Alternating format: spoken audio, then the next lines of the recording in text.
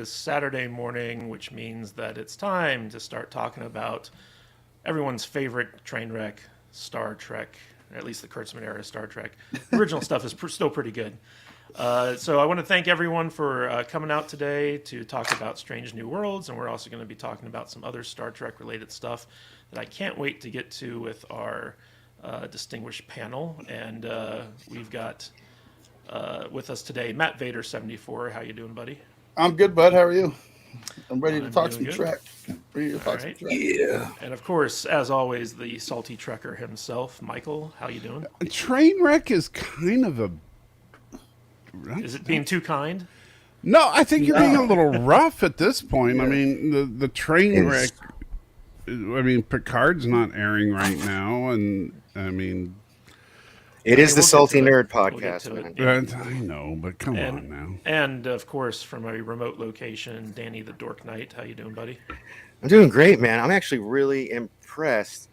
This is over my phone's hotspot, and I tested it out yesterday on a different podcast. Flawless. Can you believe that? Like technology. I'm surprised. I'm surprised. That's the power of math, people. I'm surprised you packed your fancy hat to go on your little trip. Oh man, I can't wait to show you guys the pictures. I wore it when I went horseback riding yesterday, and my aunt got a ton of really awesome pictures of me. So you can call me the salty cowboy now. I gotta get a new.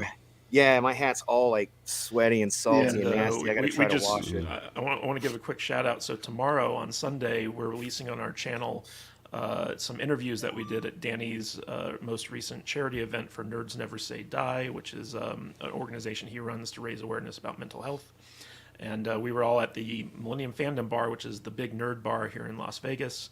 And we got to interview a lot of the people who were involved in the charity. And so if you check out our feed tomorrow, you'll be able to see the full hour and a half video. Oh, wow. where we interviewed everyone, basically.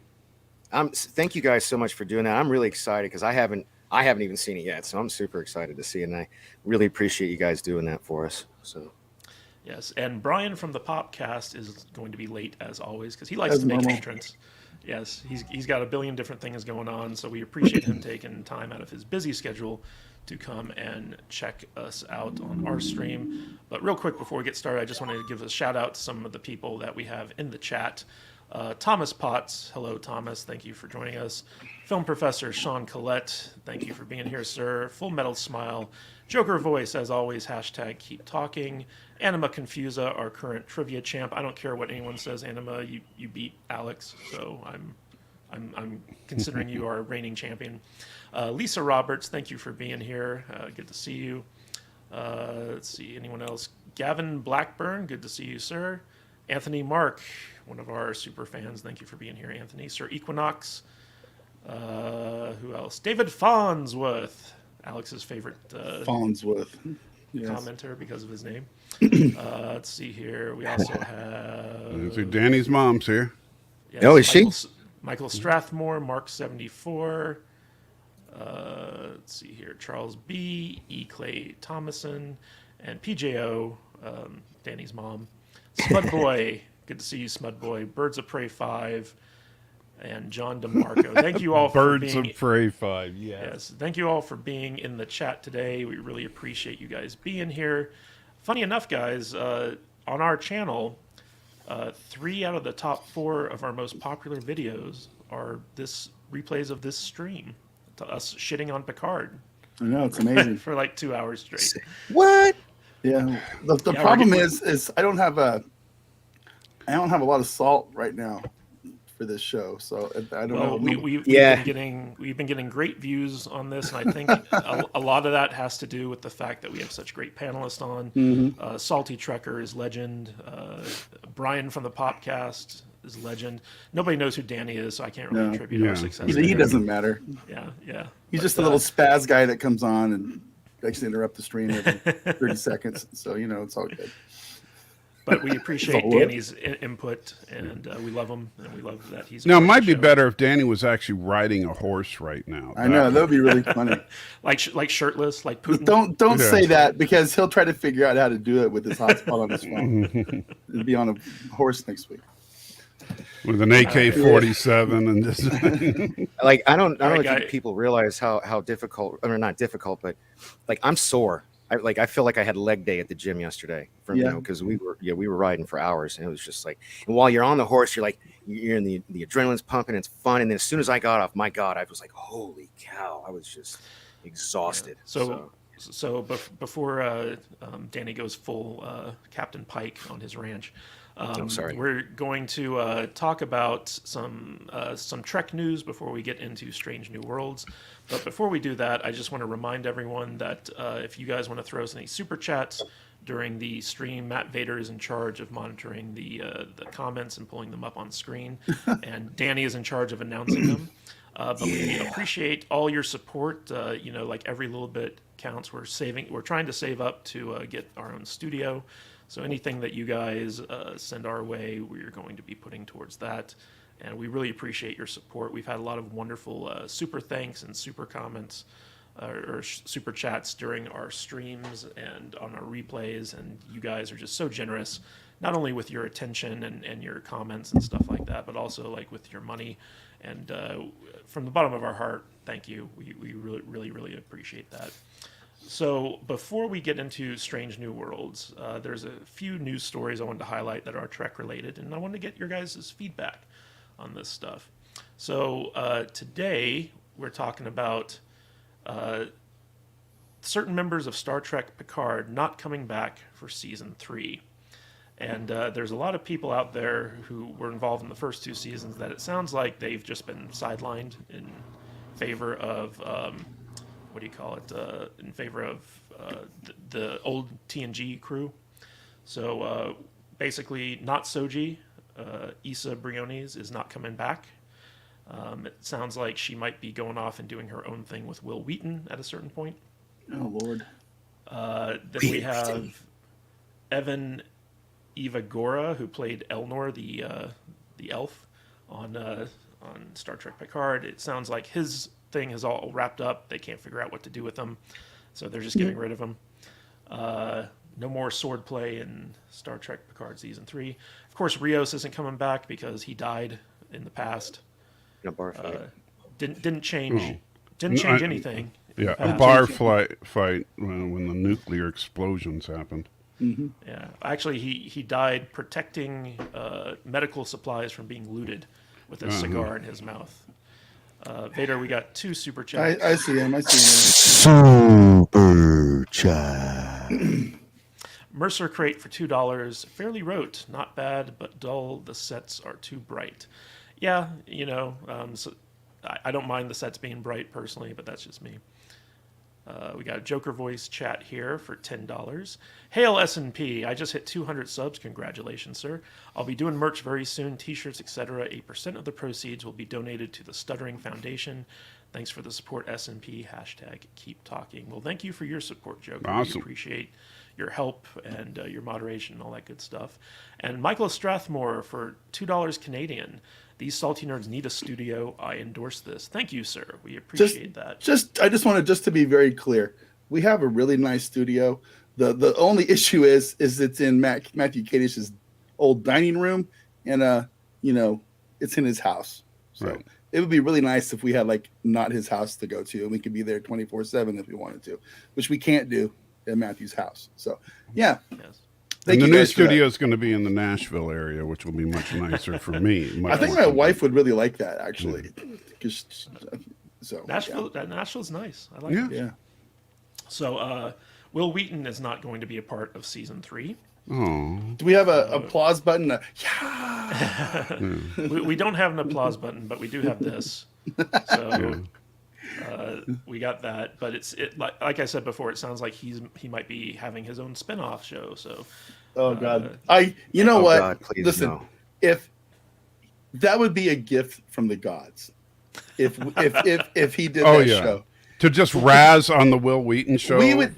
If we could probably get this channel to 50,000 subs on that just one ragging show on Will Wheaton. alone.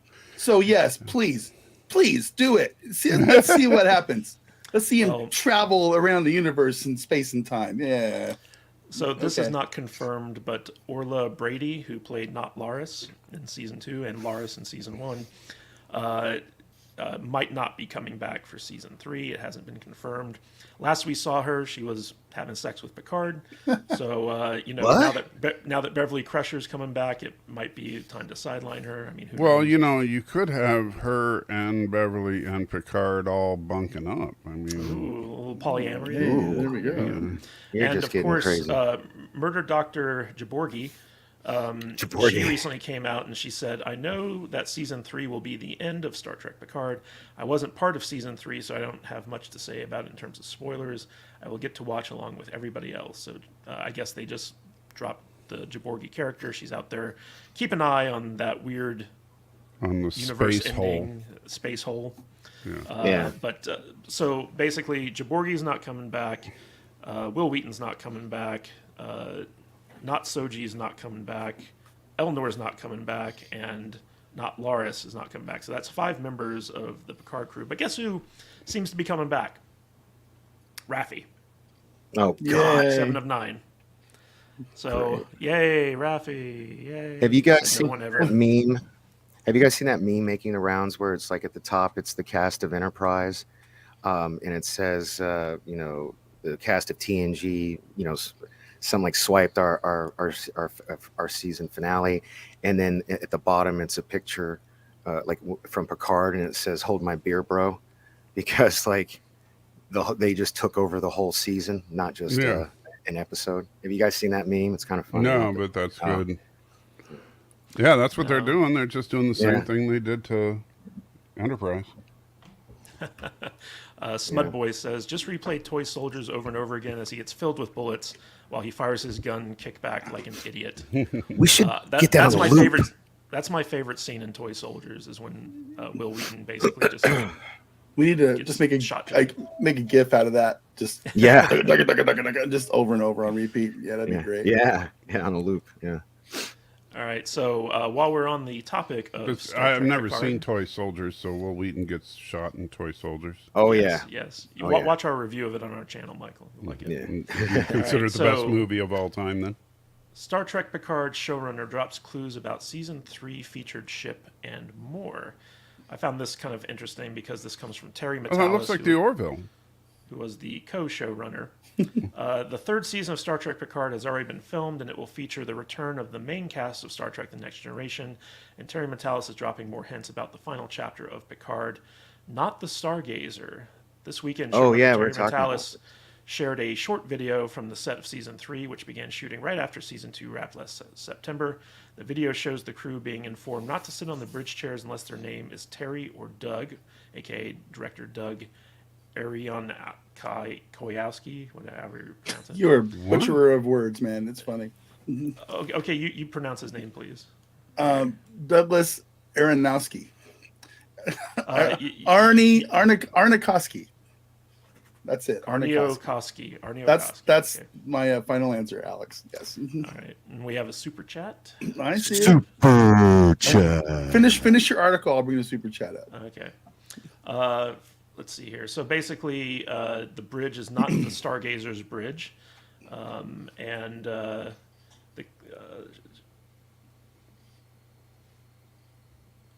I mean, like, who cares about Star Trek Picard season 3, basically? but he dropped a lot of things on Twitter where it says, "Do we get to see Laris and Jean-Luc together in season 3? Yes, but it's probably just like footage from season 2 that they intercut in." Or something like that. But do you guys care about Star Trek Picard season 3 at all? Oh, sure. Because it sounds like, so here she says like 7 is going to be the captain of the Stargazer. Brent Spiner is going to be returning in some capacity as another Soong. Of course he is. Yeah. Probably gonna be the big Let's bad. get that super chat. And we're at a good. Why is it bugging you that I haven't clicked the super chat button yet? Yes, it is. You guys are goofy about this stuff. All right, hold on. Here we go. Go ahead. Just want to make the people happy. Okay. Setlick 3 Gaming for $5. Thank you. Strange New Worlds Best of the Universe's Worst. So it's the best of the worst, basically. For the Yeah. Thank you. We'll get to Strange New Worlds in a little bit, but thank you for Yeah. that $5. Thank so you. guys, it sounds like Terry Metalis is unshackled from Akiva Goldsman for season 3. It doesn't sound like we're doing any time travel shenanigans or anything like that. Do you have any hopes for the season 3, or is it just another like please God let it die scenario? Danny? Oh, okay. No. They've totally they don't deserve my hope anymore. So I guess I'm sure we'll probably watch it for the show. And I guess when you have extremely low to no expectations, it can only go up. But the big that article you were talking about earlier, the big rumor is that it's going to be the latest on-screen version of the Enterprise. That those pictures of the bridge were. The bridge, yeah. Mm-hmm. And and just so you know, guys, I put the Toy Soldier review link in the YouTube chat. So Michael, if you want to check that out, I even time stamped it for it, so it'll go straight to the part where it's just the Toy Soldier review for you. And no, I'm not looking forward to it at all. Like Vader, what about you? I'm curious, I think is the only word I can use. I'm curious to see what they do with our original cast members. As far as Picard goes, I don't care about him at all. His character is just kind of been thrown in the garbage as far as I can tell. I don't care. But I am curious about what they do with things like Worf. Is he going to look like Worf? Or is he going to be an orc Klingon? They said he was going to look like Worf. Klingon, well, aren't you afraid that they're going to ruin them like they ruined Picard? I am. I absolutely am. And again, kind of like I said, I hope they just destroy them, because we need things to talk about. If it's good, it's not going to be that fun of a show, right? So, I have very little faith or expectations that they can do it correctly. I wish they would have just kind of. Right now, I wish they would have just let him lie in the past.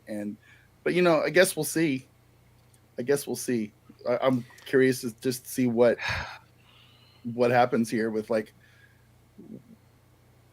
how they're going to fill in their backstories, if they even bother to do so at all. So it'll be interesting. We'll see. I guess we'll see how it goes. So. Michael, what are your thoughts about season 3? Are you hyped at all for it? Well, I will say this: of all the characters they're not bringing back, the only one that I'm kind of like, oh, too bad, is Elnor, because I kind of like Elnor, and I'm kind of disappointed they never really developed him much, because I thought there was something there that they could have developed, but they just didn't know how to. I thought a sword-wielding Romulan was a cool idea that they just never quite figured out what they wanted to do with. Also, the whole absolute candor thing, they just kind of let that. They just couldn't figure out what to do with it. Now, I do think there is a way to make this the best Star Trek series of all time, and before you go ahead and do the super chat. Super chat. $5. Thank you, Birds of Prey 5. Breaking news. Sources say Space Hole is a new wormhole created by the Prophets, which will be the return of Avery Brooks. But Jaborgi specifically said that it's from a new threat that she needs to guard against. That's right. Yeah, that's wishful thinking from the fans, I think, because Avery Brooks ain't coming back. No, the Space Hole, I think, is actually what they don't realize is that it's not just a wormhole that changes, it goes through space, but it actually shrinks you as you go through space. So it's like one of those weird dimensional rifts. And so when you come out the other end, you are microscopic, right? And so you don't realize it, but you actually traveled into Will Wheaton's urethra. And so the Enterprise is going to fly into Will Wheaton's urethra, and then they're going to end up inside Will Wheaton's ball sack, Jesus. and then they're going to cause a warp core breach and explode Will Wheaton's ball sack. Then it will be the greatest Star Trek series of all time. Michael, Man, the way your brain drop some works acid or is something? fascinating to me. Thank you. Like it really is. It really is wondrous to watch you work your way through these narratives that you create for Star Trek. I would pay money to see you actually write one of these episodes. But you got to admit, if that happened, you would be like genius. That's some lower you're talking like level stuff right there. Yeah, you're talking like Star Trek meets inner space meets horror. Just speaking of Lower Decks, have any of you guys watched that?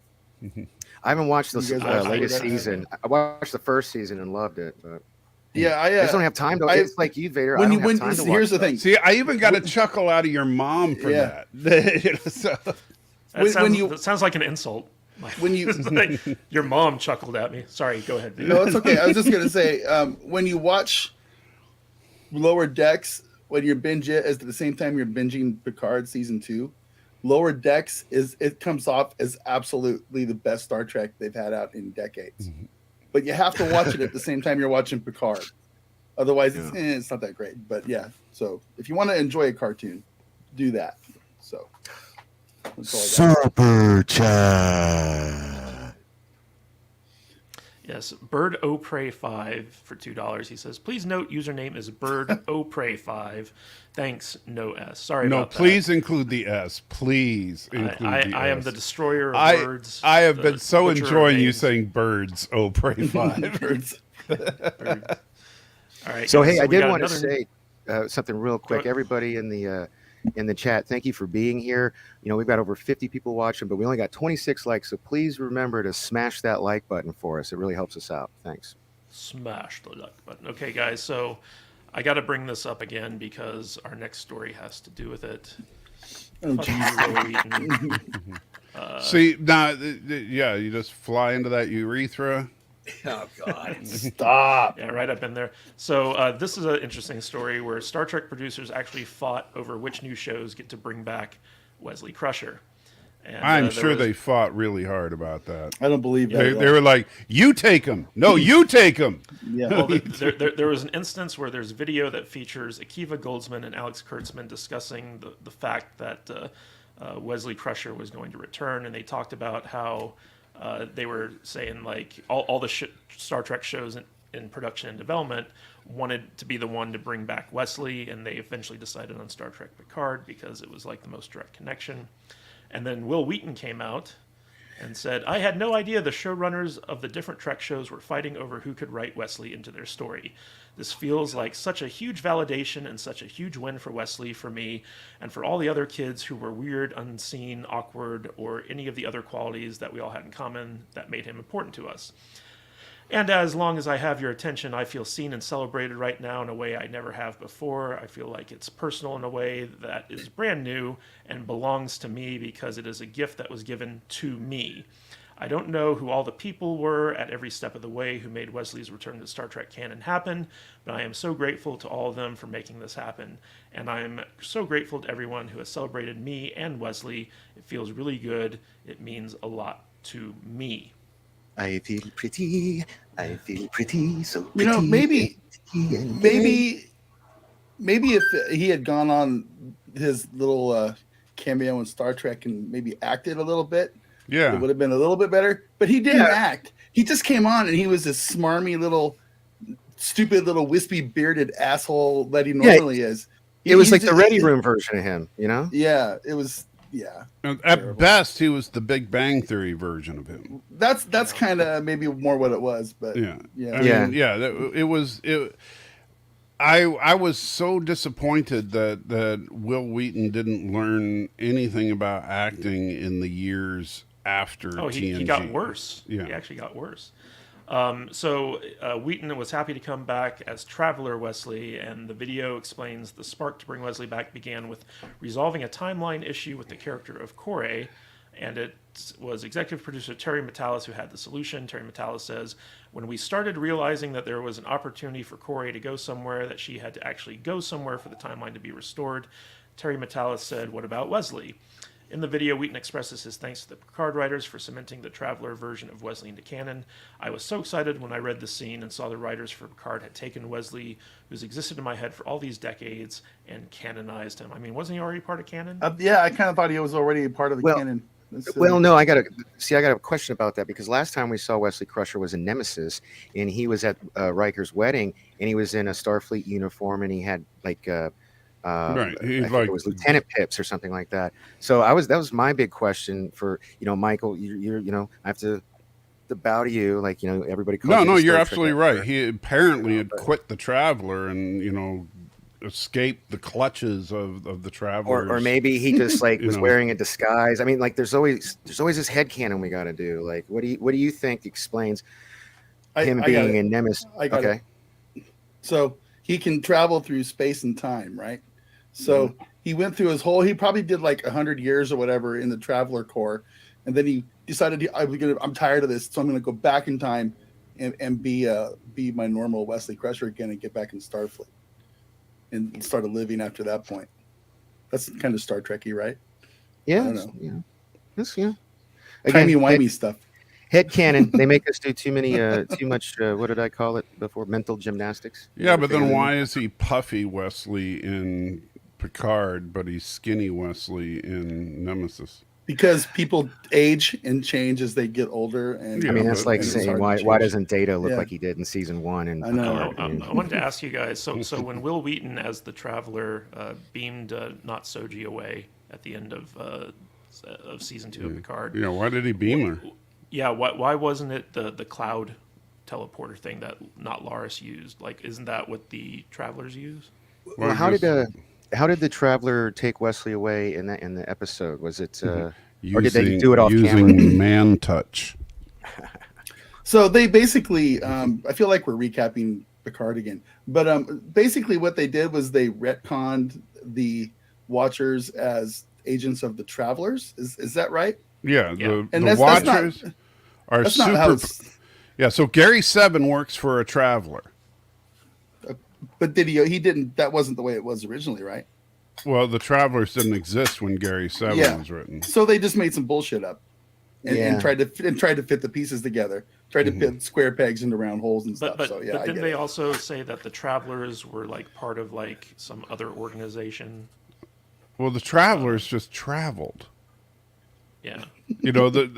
Why would the Travelers live on a planet that they cloak and hide from everybody when the Travelers just travel? Doesn't make any sense. That's what doesn't make sense to me, because the Travelers maybe they need explore and travel and wander the realms of existence. They don't have a planet that they hang out on and hide. They also don't really like interfere with stuff. Right. Right. They're just supposed to like watch. Yeah, so like at the end of Picard season 2, Wesley basically establishes that the Travelers are like an arm of like a bigger organization that polices space and time, and the Watchers are kind of their agents on specific. It's almost like a CIA like base on like all these different planets where they just kind of like watch stuff. I might be willing to see the Travelers be involved in like the temporal Cold War if you wanted to wrap up that kind of story. Right. But having the Travelers involved with the Gary Seven side of things doesn't make much sense. Yeah. Well, nothing in Kurtzman era Star Trek really makes a whole lot of sense. No, it really doesn't. Speaking of Kurtzman era Star Trek, let's talk about the Section 31 show that. You've got to be kidding! This is like the story that won't die. So actually, this is kind of an interesting story because Michelle Yeoh, she's in this really cool movie right now called Everything Everywhere All at Once. And she's kind of going around doing like the press tour, and she talks about Star Trek Section 31 as being a blend of Mission Impossible and Guardians of the Galaxy, and that basically. It's kind of interesting because this show was actually gearing up to go into production before COVID hit. So there's a little thing here where Alex Kurtzman basically says that they had the writer's room in place and they were working on the show and they were getting ready to kind of go into production when they got shut down because of COVID. And he says, we actually have a couple of Section 31 scripts. COVID, frankly, just changed the game for everybody in every show, Kurtzman explained during a Producers Guild of America interview. We were on a very specific schedule that then got thrown completely into whack because of COVID. Even Discovery Season 4 started many months later than originally planned. Picard 2, everything got pushed. So we're actually on a great track with Section 31, and I'm very optimistic about it. So this show is going forward.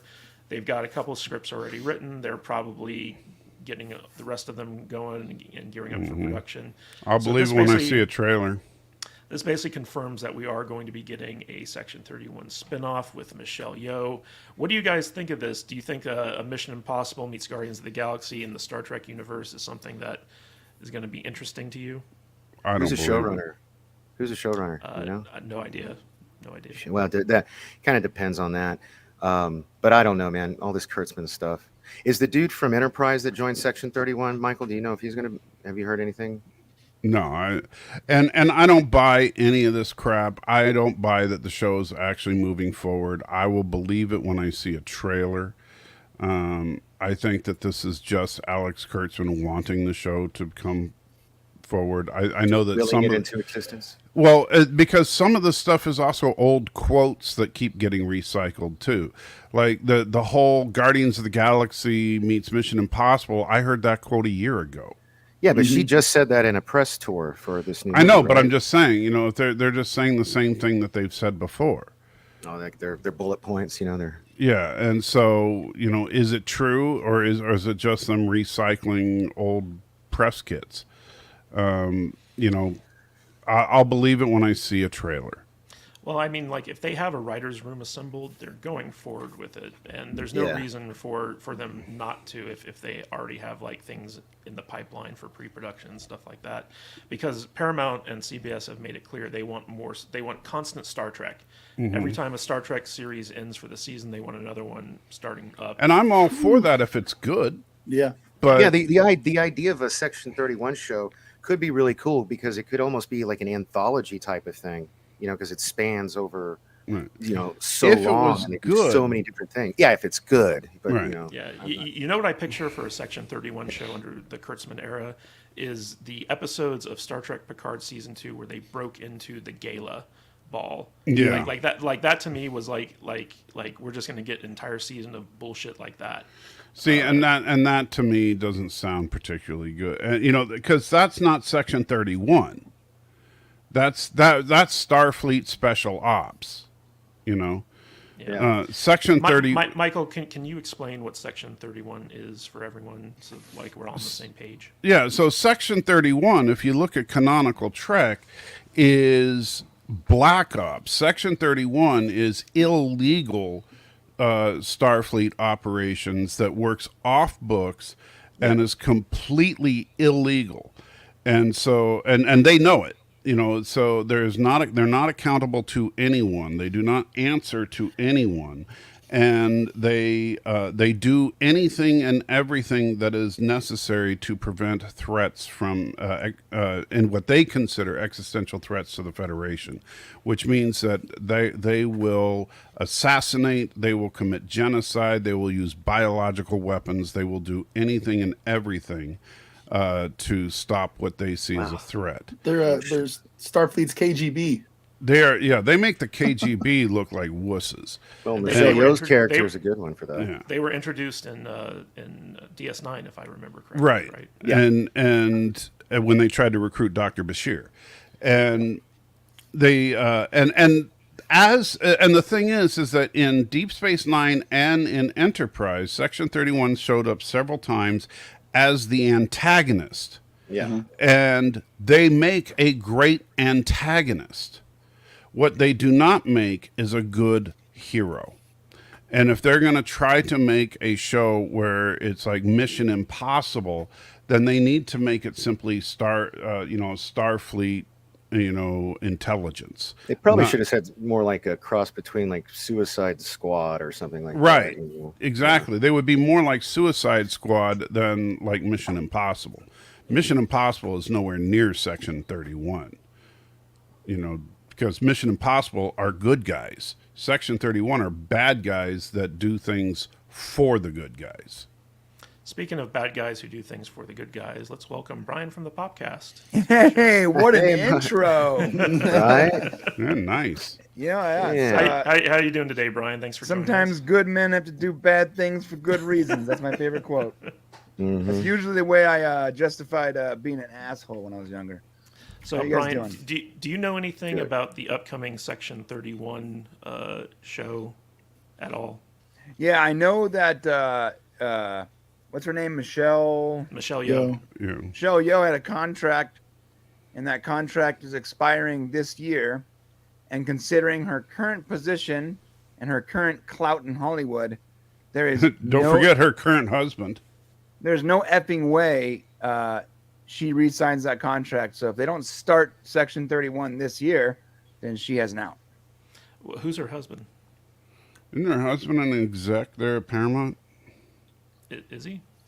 I believe I don't No know, but idea. I know her contract expires in August or October or something like that. And the way she gets out of her contract is if they don't start by the end of her contract.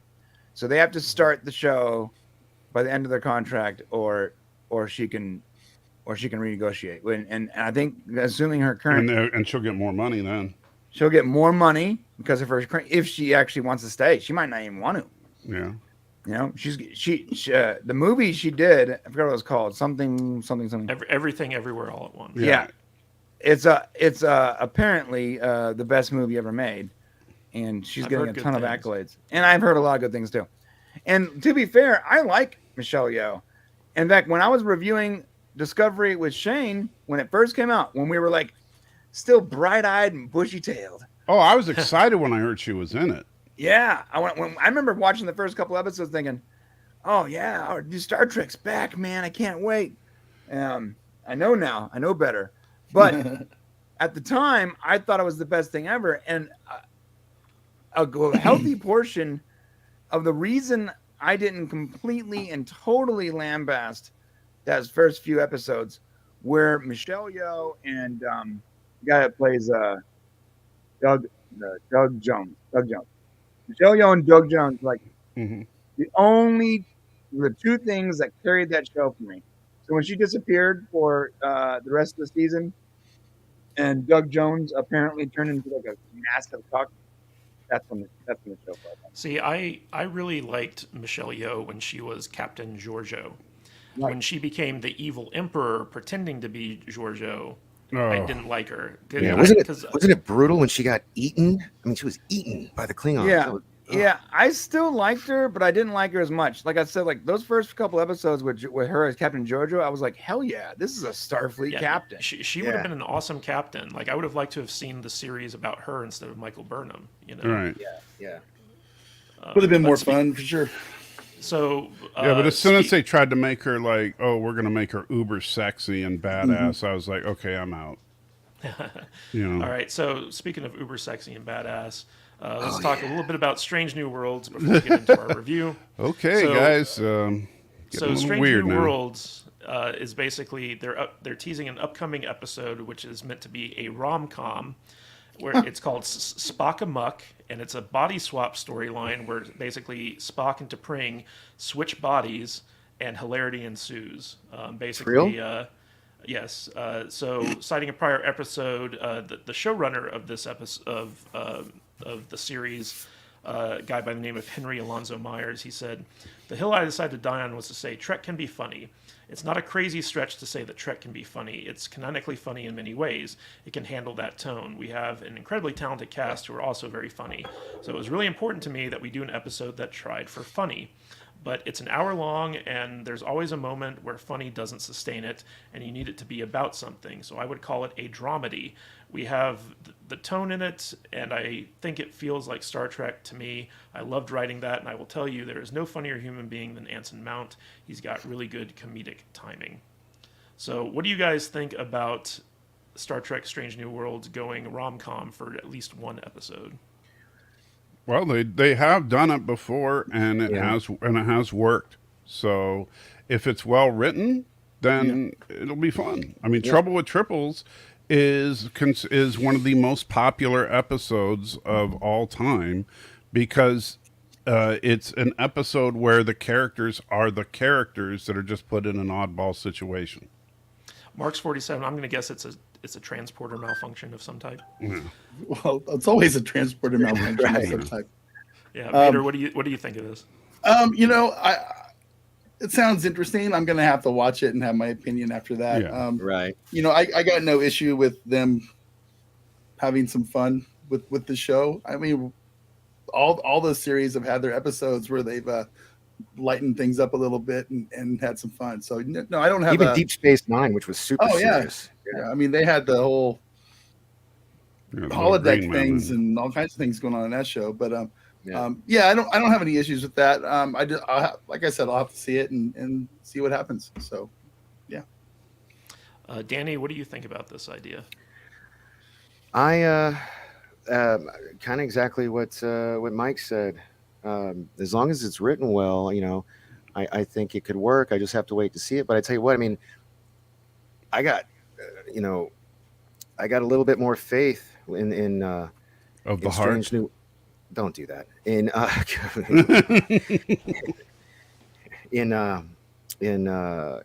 Strange New Worlds pulling it off, because so far I've loved these first two episodes. So All right, Brian, what do you think about this? Is Star Trek good fodder for comedy?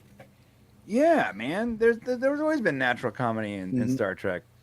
double some of dumbass the- on you. Never mind. What? Sorry. Star Double Trek dumbass 4. on you. Double dumbass on you. Oh, I mean, yeah, dude. Some of the funniest episodes of Star Trek were in Voyager. And they sort Bride of of lean in, Chaotica. yeah, those episodes. Some of those episodes sort of lean into the fact that it's sort of silly Star Trek sometimes, and then there's a ton of there's heart, there's comedy, there's charm, and right now with Strange New Worlds, we are definitely like these first two episodes. Like we're seeing. I don't want to do that. I don't want to do the thing where it's like America's back. I don't know about that. And we're not there yet. We're 2 episodes in, but these 2 episodes were 100% the Star Trek I've been waiting for since Enterprise season 2. So, All right, so let's get into what everyone's here for, which is our review of episode 2 of Strange New Worlds, entitled "Children of the Comet." I'm going to go around the panel and get your initial thoughts, and then we'll dive into some specific things about the episode that I want to talk about. Matt Bader 74, what did you think of episode 2 of Strange New Worlds? I'll keep it short and sweet. Thumbs up. 2 thumbs up. I had a good time with this episode, and they're 2 for 2 so far. That's it. That's all I got right now. So Picard was always 2 for 2 at the start. I know. Yeah. You're not wrong. So, Yeah, but 2 for 2. Salty Trekker, what were your thoughts of episode 2? I'll tell you that of all the women in Trek, the one woman I would say you could never possibly replace would be Nichelle as Uhura. That's something I would tell you for the first 53 years of my life.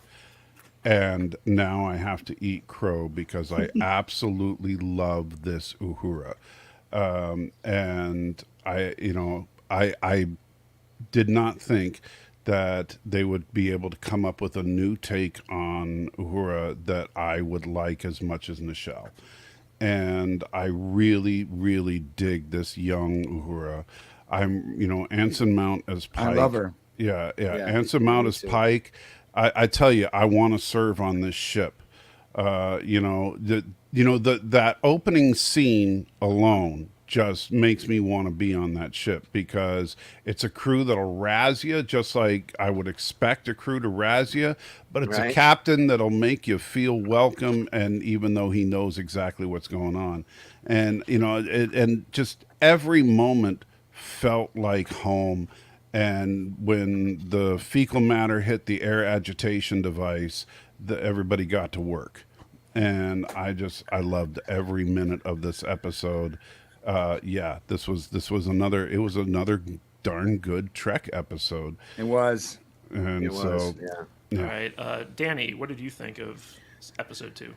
I actually did. Anybody else notice that instead of like we got to hear for the first time log entries from someone who's not captain. I believe it was the first time. Yeah, I heard that was actually going to be a pattern through the series. Okay. That we're going to hear log entries from everybody. I thought it was really interesting, and I really loved the character building they did with Uhura. And I really, at first when we saw the pictures and everything, we were all like, "Yeah, this doesn't feel right," and blah blah blah. But this is her years before we see her with the big hair and the sexy dress and legs as a communications officer on the bridge. And I just loved I really do like her a lot, as you heard. Now she won me over in this episode, and Pike, man, dude, oh, that's a man's man. Right? What a Chad, right? I know, right? Good Lord. Oh my God, nothing but Chad. Can I quickly weigh in on the Uhura thing? Yeah, man. Yeah. Damn, she is sexy. I don't know what to tell you. like damn. I also like how they incorporate the singing, because Uhura sang in the original series, and actually Nichelle Nichols did the thing in the theme of the original series. Also, so movie, yeah. So I thought I thought that was cool.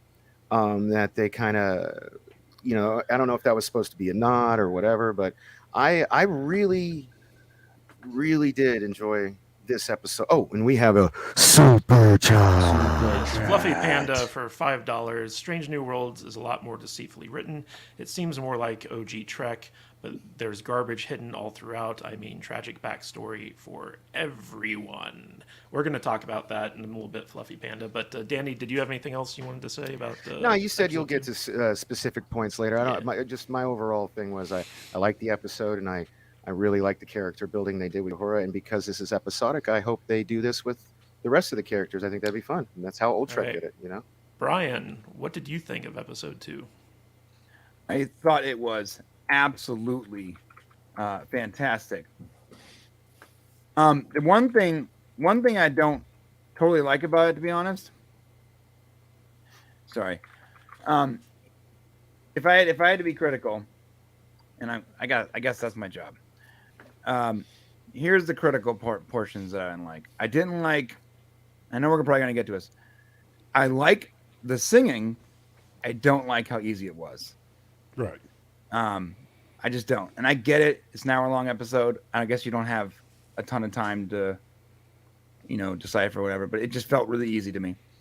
I also think that while, as an educated person, I understood what they meant at the end, because when they go, "Oh, the comet sent us a message and it predicted these events," and they were like, "Oh, interesting," and they tried to make it sound like it was mystical, but it was mathematical, because the comet knows its direction, how fast it's going, it understands, and its message was reaching out for help. I get that part. But they really needed a little exposition there for people that aren't going to put that thought into it. Didn't Spock say something? He didn't. That's what the problem. He didn't. Spock should have said after they pumped it up as possibly clairvoyant or whatever, or spiritual. He should have been, or Captain, it's mathematics, and they could have just ended with that. It would have been a very Spock thing to say. It would have it would have had you would have had both points of view on the screen, and honestly, that's what they meant. Like, this was just tongue in cheek, but in reality, they should have been, or it's mathematics, because that's what it was. It was mathematics. It wasn't. Yeah. And then Tilly could have busted out onto the bridge and said, "It's the power of math." Yeah, right. Will Wheaton's urethra. I don't know if she would fit, bro. That's the problem. Oh no, you missed that. You missed the. Yeah, you missed that. You missed it. All right, so guys, I'm going to talk about the positives that I saw in this episode. Get that out of the way, and then I'm going to start dumping some salt. Okay. First of all, I did really enjoy this episode, and it turns out that when it turns out that when you actually follow the Star Trek formula for a Star Trek show, Star Trek fans like it. Like we had multiple seasons of Discovery and Picard, which basically just threw that formula out the window. and shit all over the bed, Amber Turd style. And it's nice to go back to a show that feels like original Star Trek, where they're following that model where, you know, they're on a mission somewhere and then something wrong happens and they have to figure out what's going on. So this felt like an actual Star Trek episode to me. And also, like, so this was written by the current showrunner. His name is Henry Alonzo Myers, and he actually has a background in writing for good TV shows. So he's written for Sci-Fi's The Magicians. He did Chuck and Ugly Betty and a bunch of other shows. And so, like, he's got a pedigree. Like he knows what he's doing in terms of, like, writing. And I felt like getting back to that Star Trek kind of motif of having each episode focus on a different crew member, so we get to know the crew and kind of like identify with them and learn to like love all the different characters was really good, because you know, like, we know who Spock is, we know who Anson Mount's Pike is, but we don't really know a lot of these other characters, including Uhura, because like this is basically a different version of her. So it was nice to kind of get to know the new Uhura. Like, I still don't like her haircut. I think the haircuts in this show are awful, but I thought God, right, like Ortega. God. Yeah, we're gonna get to that. But I felt like the actress who played Uhura did a phenomenal job. I really enjoyed her performance in this. The special effects in this episode were fucking amazing. They looked great. Like that scene where the Enterprise was kind of like trying to maneuver out from getting attacked by the Shepherds. Yeah, and then through the comets. I mean, like, I was watching stuff. that. I was watching that, and I was like, this is like movie quality special effects. So it looked really good. So like all that stuff I felt was good about the episode. I think that the cast of this show is really great. I love that it opened with like a dinner scene where like everyone's just sitting around having dinner, and Anson Mount, you know, typically when people are like doing that story thing where it's like, and then he said, buy it, I wouldn't sell it to you, and everyone's like, ah ha ha. But Anson Mount, the way he delivered that speech, it felt very like natural to me. Yes, Michael, what did you want to say? You mentioned the visual effects. I just got to say, for the first time ever, a vase of maneuvers looked like a vase of maneuvers. I just got to say that. So yeah, it looked great. Yeah. But great. Go ahead. I just want to say that. Yeah, so like Anson Mount continues to be the standout in this show. I love his performance. I love him as an actor. I feel like his portrayal of Pike is quickly elevating him to like one of the best captains in all of Star Trek. Totally. And like it just felt like this whole episode felt like a good old school Star Trek episode. And so like I understand where all the positivity is coming from, because this wasn't a bad episode of Star Trek in my opinion. Neither was the premiere. So like I'm overall still cautiously pessimistic about this show, but of course, for the 2 episodes I've seen, I'm quite it quite felt impressed. like old TOS, right? Like the feeling. Yeah, I love it. Yeah. So happy with it so far. But since we are the Salty Nerd podcast, we're gonna have to dump a little bit of salt on this thing. And so like the first thing I want to dump on is Uhura, because there was something in this episode that just bugged the crap out of me when it came to her. And I got a little clip that I edited together, Brian from the podcast style, and I want to show it to you guys and get your feedback on this. Okay, are you ready? All right. Yeah. I hear you speak 12 languages. 37. Okay, wow. Deutsch words or no, read. We must respond personally. A universal translator would be recognized. Deutsch words or no, read.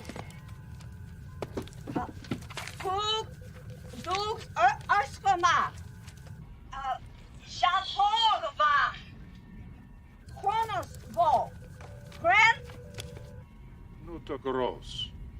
Rin. Nuta gross. Rin. Nuta gross. Rin. I hear you speak 12 languages. 37. So This has got to be a reboot or an alternate universe. That's the way I tell myself so I can enjoy it, because there are a lot of things like that in this show. You know. Go ahead, Matt. now obviously Timeline theory, Mike. when she talked about you know, the 37 or whatever language, like 22 of those were like from Africa. Yeah.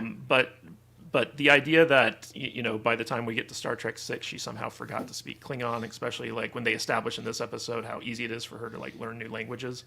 I thought that kind of bugged me just from a canon standpoint. Brian, do you have any comments on that? Because you're a big canon guy. Yeah, I mean that definitely is a canon-breaking thing, but it's also sort of minor. So I don't know. As long as the canon doesn't get too crazy. What about you, Michael? What do you think about that? Well, I think there's a couple of possibilities, because there are two distinct versions of Uhura that we've seen. I mean, like if you look at Uhura from the Kelvin timeline, it's a similar thing that we saw there, where in the Kelvin timeline, Uhura, like this Uhura, noticed that her whole thing was she was a linguist, where Uhura in the original series, as well as the Uhura that you just showed the clip from, played by Nichelle, was a technician. And so is the Uhura that we're seeing in this is more of a linguist again. And so is Uhura a linguist or is she a technician? If she is a linguist, it makes sense that she speaks a ton of languages, that she's more like Hoshi Sato, right? As opposed to someone who can, knows how to, climb under the console and solder together connectors and all that kind of thing, which is what we saw Nichelle's character do in the original series. And, that her expertise was actually with the equipment more than with the actual languages. So I think that that's just an evolution of how they treated the character from Nichelle's day to the Kelvin timeline, and now with the new iteration of Uhura, that now they're treating that position as being a linguist position rather than a technical position. Now, canonically, how are they going to deal with that? Honestly, I think they need to say the magic word of reboot or alternate timeline or something to that effect to make it make the most sense. All right, Vader, what did you think about this? Didn't bother me at all. In my headcanon, for what little headcanon I have for Uhura, it didn't bother me. I see a young actress playing a very young version of the character we all adore, and I just see it as them giving her a little much needed fill-in backstory. It didn't bother me. Yeah. I feel like people are trying to really dig deep to find things to bitch about this show so far, and the whole 2 episodes that we're in on this thing. All week long, all I hear was like, "Oh, look at the 2 chicks walking down the hallway with bad haircuts talking about stupid shit." That's the argument that I hear from people right now. And we need to do better than talking about bad haircuts if we're going to criticize this show. Those haircuts so are bad. bad, though. They are Those bad, haircuts but are who bad. cares? Who But cares? who cares? It's a small, you got very good small story. And that's my thing too, is that look, with the linguistics versus technician and all that, you know what? It was a fun, good Star Trek episode, so I don't give a crap. So, Oh, and Danny, I'm a shill now, so okay. Yeah. Here's some salt. Danny, what did you think of that whole thing with the Uhura? So this has to be either a reboot or an alternate timeline, because there's too many things you can't reconcile if this is supposed to be the prime timeline with the original series, so to speak. I always try to fit this in. I'm a big wrestling fan, so I know how to suspend disbelief. You know what I mean? Because if I wouldn't watch wrestling if I didn't have the ability to suspend disbelief, because the whole time I would think like, well, it's predetermined, blah blah blah blah blah. But so I'm watching this kind of like I'm watching wrestling. I'm suspending disbelief. I'm trying to think like, hey, this is a new spin. This is a reboot, if you will, on something that I love. And as long as I'm entertained and the stories are good, I'm for it. But that said, if it comes out, because like they kind of hints at this, because with the scene between number one and Pike in his quarters, where they're kind of almost teasing that maybe Pike can cheat fate, you know. And if that happens, then this is definitely a different timeline, or a reboot, or whatever you want to call it. But if this ends up being, you know, if at the end of their 5-year mission or whatever, whenever this series ends, and it's supposed to be canon to the original series, then it's going to make it worse for me personally, because that's not how I'm watching this right now. Right. So that's how I'm justifying this in my brain. And we have a super chat from Silverlock for $9.99. Thank you, sir. I turned off Discovery the first episode when the Klingons decloaked years before they had cloaking technology from the Romulans. They don't care about canon. But I have an issue with that super chat, because if that's the case, did you turn off Enterprise with the episode Minefield when the Romulans had cloaking technology 100 years before they were supposed to have cloaking technology? Preach! Did you turn off every series of Star Trek every time they violated canon? You know, every series of Star Trek has violated canon just as egregiously. And so it's not just the Klingons or having cloaks. It's not just Lorca having a Gorn in his closet. It's just those are things that make us angry because we don't like the show. Mm-hmm. Because what we do we like the show, so we overlook those things. Yeah, if it's minor, if it like continues to be like travesty after travesty, mm-hmm. Right, then no matter how much I like the show, I'm gonna have to at the very least go, okay, in my headcanon right now, this is clearly just the triple timeline thing that you said. Right. Yeah, that's how I have to justify it, because I've been watching Star Trek my entire life. I've seen every episode of Star Trek 25 times. So the canon for me is like, it's pretty important, but I can overlook some canon issues if it's not a continued atrocity and the show is good. So Danny, what did you want to say? Yeah, I actually, I think I forgot. Oh well, bummer. Yeah. Okay, well, so I feel like I really liked Uhura's storyline in this episode. I like the fact that she went on her first away mission. She was in her first life or death situation. Mm-hmm. She was doubting herself. We got some backstory to her. But I wanted to bring up one of the big criticisms of this episode was that Uhura got a tragic backstory where her parents and brother both died in a shuttle accident, and a lot of the criticism coming out has been, oh, does everyone have to have a tragic backstory? You know, like why are they making everything so tragic? So I wanted to get your guys' thoughts on that. Let's start with you, Danny. What did you think of the tragic Uhura backstory? Dude, you know, what I'm going to butcher this, but aren't diamonds made from pressure? You know what I mean? Like, yeah, that's so true. You know, like, I have no problem with it whatsoever. If you're going to excel to the height of the what eventually becomes the iconic crew of the Enterprise, every single one of them sons of bitches probably have some kind of dark backstory, because, you know, you start out as coal, you apply pressure, you come out a diamond. Yeah, otherwise, the best is the best for a reason, right? Yeah. So, like, to me, it kind of makes sense. I almost feel like people are looking for things to bitch about, you know. Can I say something real quick? As long as they don't wear their troubled past on their sleeve every episode, and they continue to do their job like they're doing, you know, that's my biggest gripe with Discovery and Picard, is that the show isn't about Starfleet officers. It's about people that happen to wear Starfleet uniforms, and it's all about them and their problems. What we see here, these last 2 episodes, is some of them have troubled, you know, backstories or whatever, right? But it's not defining them in any way, and they put their personal problems aside, and they're officers, and that's the way Star Trek has always been. Isn't Star that Trek kind of hold on a second? Isn't that kind of what the whole Pike story is? They're flipping that, right?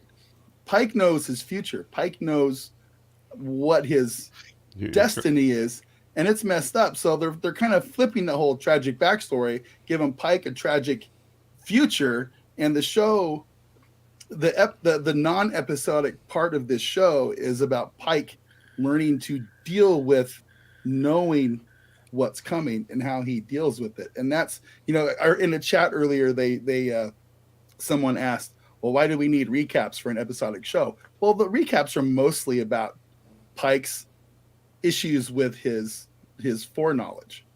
So in my mind, the overall theme of this show is Pike learning to deal with his incoming tragedy, right? Yeah, but in a weird way, that's the same thing like with Picard learning to deal with his like childhood trauma or whatever. Yeah, but we didn't get 18 episodes, years of Pike prior to that. Yeah, and he's not on the bridge talking to that alien shepherd guy, and then having like PTSD at the same time. Like he's doing his job, dude. Yeah. I want to get Michael's take on the tragic backstory. I didn't finish, but okay. Okay, go ahead, Danny. Finish up. But it's okay because I forgot because everybody started talking. No. So it's no, I started talking, not everybody. No. Brian started talking, then you started talking. If you remember, just raise your hand. We'll get back to you. Michael, what do you think? Well, I'll say this: Uhura's tragic backstory beats the heck out of the Great Escape from the Planet of the Rape Gangs. So hold on to that Tasha Yar thought real quick, Danny. Did you remember? Yeah. So where I was going next was, as long as these tragic backstories, because that's where I left off, aren't like some type of political statement they're trying to cram in our face, which this one wasn't. I have absolutely no problem with it. Once it starts becoming some type of like with Picard, where it's like that bothers me. With that, I'll give the floor back to Salty Trekker. So continue with your Tasha Yar.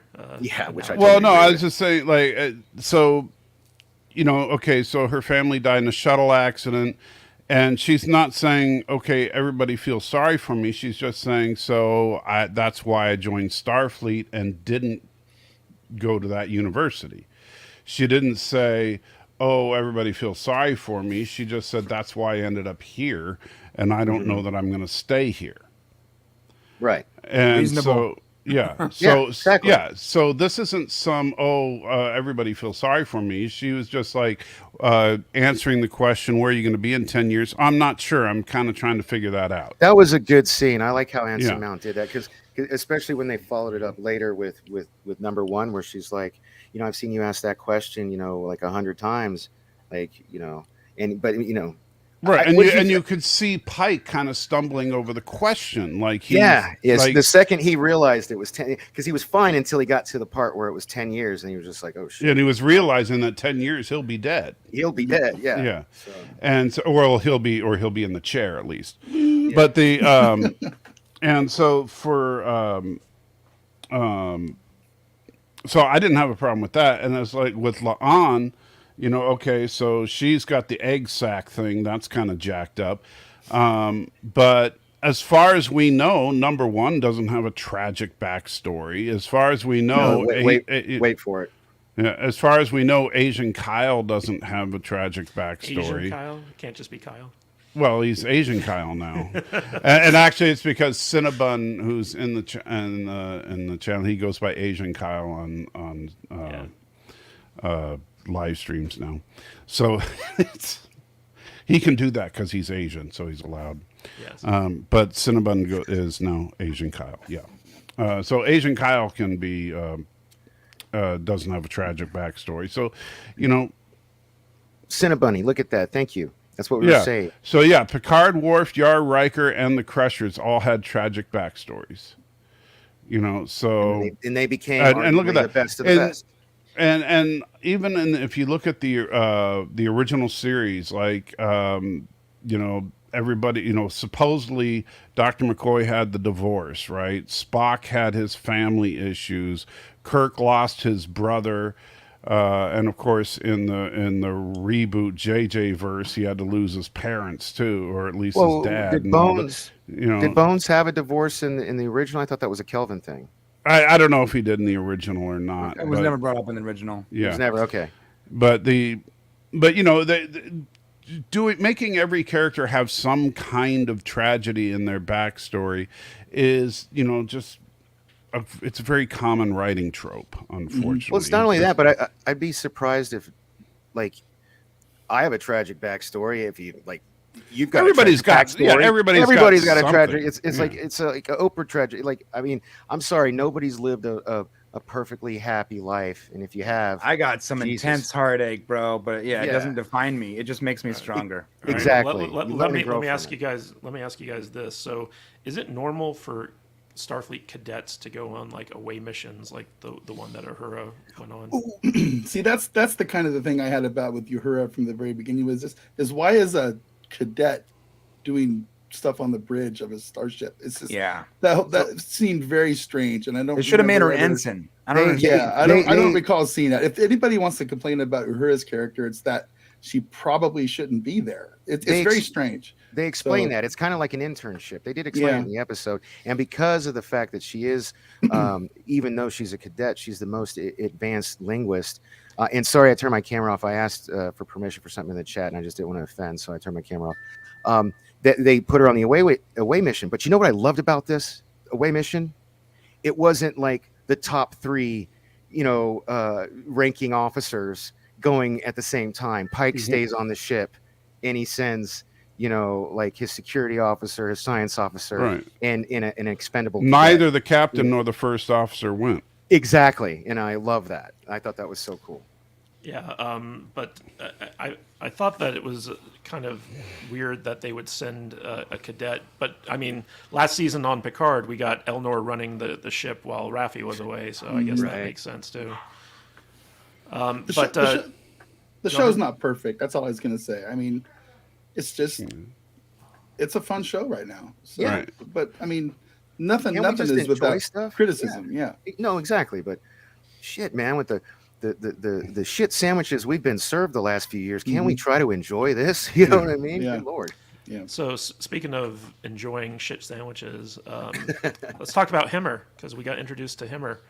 in this Oh episode. man, I loved him. Yeah, that was awesome. I love that scene. He could be sitting on Andorian. this panel right now. He's got so much salt in him. Yeah, right. So Himmer's the new chief engineer. He's the blind Andorian, and we met him for the first time. And He's he did an not get Enar. along Get with- it right. he's an Enar.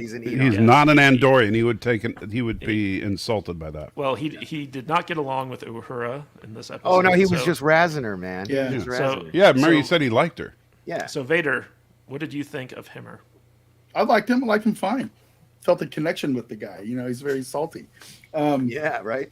I just, I want more. I want to see more of this dude. I liked his character. I liked just his whole demeanor was really funny. I liked the little scene where Spock threw the carrot at him or whatever. And Yeah, he or caught not- it. And yeah. it's like, remember I asked a few weeks ago about we're gonna have a blind Andorian on the show. How dumb is that? But I like where they're going with this guy. He's got superpowers. So, I can't wait for his I know, backstory Fluffy. episode. I'm a shill. Piss off. Basically, I don't he's care. basically Daredevil, right? He's Basically Daredevil is what I said before. Yeah. Yes. But I like how I like his demeanor. I want to see more of the character. Just like I want to see more of everybody on this show so far. I'm not offended. Yeah, if he doesn't become the mascot, the unofficial mascot of Salty Nerd Podcast, I don't know what you guys are doing. Yes, Hammer's chopping skills were not very good. I will grant that. Well, he's blind. Yeah. Himmer reminded me a lot of McCoy and just like his demeanor. Yeah. Yeah. Uh, Michael, what did you think of Himmer? Oh, loved him. I mean, I think my favorite moment of the entire episode was when she was like, "Can I help you?" No.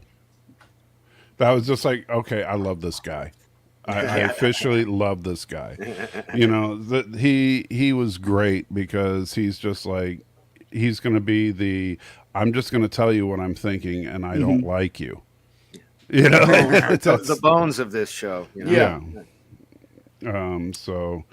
But also you can tell he does deep down underneath that gruff exterior is a gruff interior, but underneath that gruff interior, he does have a sense of humor. There's just not much of one. Yeah. Well, the last thing he says after she walks off is that he likes her. Yeah. And I like this one. Yeah. So he likes her because she saw right through him, and spoke to him in his native language. So So and I think that's what basically- I think that's what turned him. You know yeah, what I mean? yeah. She called him out on his crap. Yeah. So he realized that okay, she's calling me out on it because she knows that I'm just showing off, and I like that. I like that. She's calling me out on my crap. I like that. Also, after the Ortega thing, she's probably just assuming everybody in there is going to haze her. You know what I mean? Right. Everybody but Pike, at least, because Pike's Pike's the captain. one guy that wouldn't do that. I liked Pike's reaction when he saw her dress uniform. Yeah. That was like, and and same with Una. Like you could tell that Pike and Una wouldn't do that to her. Yeah. Like they both see her uniform and just have a smile on their face. Brian, what did you think of Himmer? Oh, Hemmer was great, man. Hemmer was great. The taste, it's a very short scene. Very short taste we got of the guy. Yeah. But from what we got, his character is very, it's strong. It's strong, and he clearly has, opinions. He's going to be one of those guys that calls out the BS when and if it comes up. And I can't wait until I think it's the 4th episode is when we get it's a Hemmer centered episode. That's what I was saying earlier. I cannot wait for his episode, his backstory episode. Yeah, episode 4, man. It's all about I'm sure. Hemmer. I'm sure it'll be very tragic and thought provoking. So It's really interesting because you can't lie to the guy because he can read your I guess mind. not. Can he read your mind? Yeah, when we saw, at least assuming that he's got all the qualities of the Enar from Enterprise, they can straight up read your mind. Yeah. Not all of them. Not all of them could. Only the super gifted. Well, he seems super gifted to me. He does seem super gifted. So speaking of people who are super gifted, let's talk about Sam Kirk for a minute. Oh, I don't. Get, I don't get a turn it to him. That's fine. That's okay. Danny, what did you think of him? It's okay. You guys already know I love you, man. Danny is Sam Kirk. he kind of is. he can get the mustache down, that's for sure. I'll be rocking that in a couple days. I'm shaving everything but the stash. in this episode, Sam Kirk goes on the away mission, and he does the one thing that I thought that no one in their right mind would do is he touches an unknown alien object like an idiot, even as Spock's telling him like, "Hey, this is dangerous. Don't do it." And he almost gets red-shirted. Almost. and I thought for sure, like when this happened, I was like, oh, are they killing him off already? This is weird. So I just found it very stupid that a trained Starfleet science officer, his first instinct is to touch the strange glowing alien object and almost died because of it. Danny? Well, I have a question for Michael regarding this. Didn't something similar...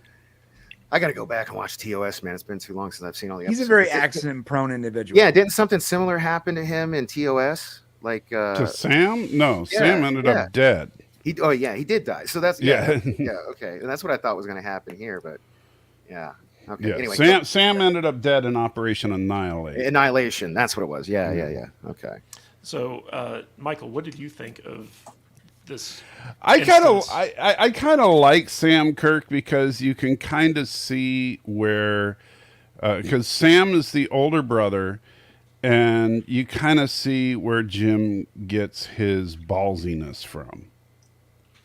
And so it's just that Sam took a slightly different career path. Yeah, Sam's what, like 10 years older than Kirk or than James? I don't know what the actual age difference is, but I knew he was the older brother. Yeah. Okay.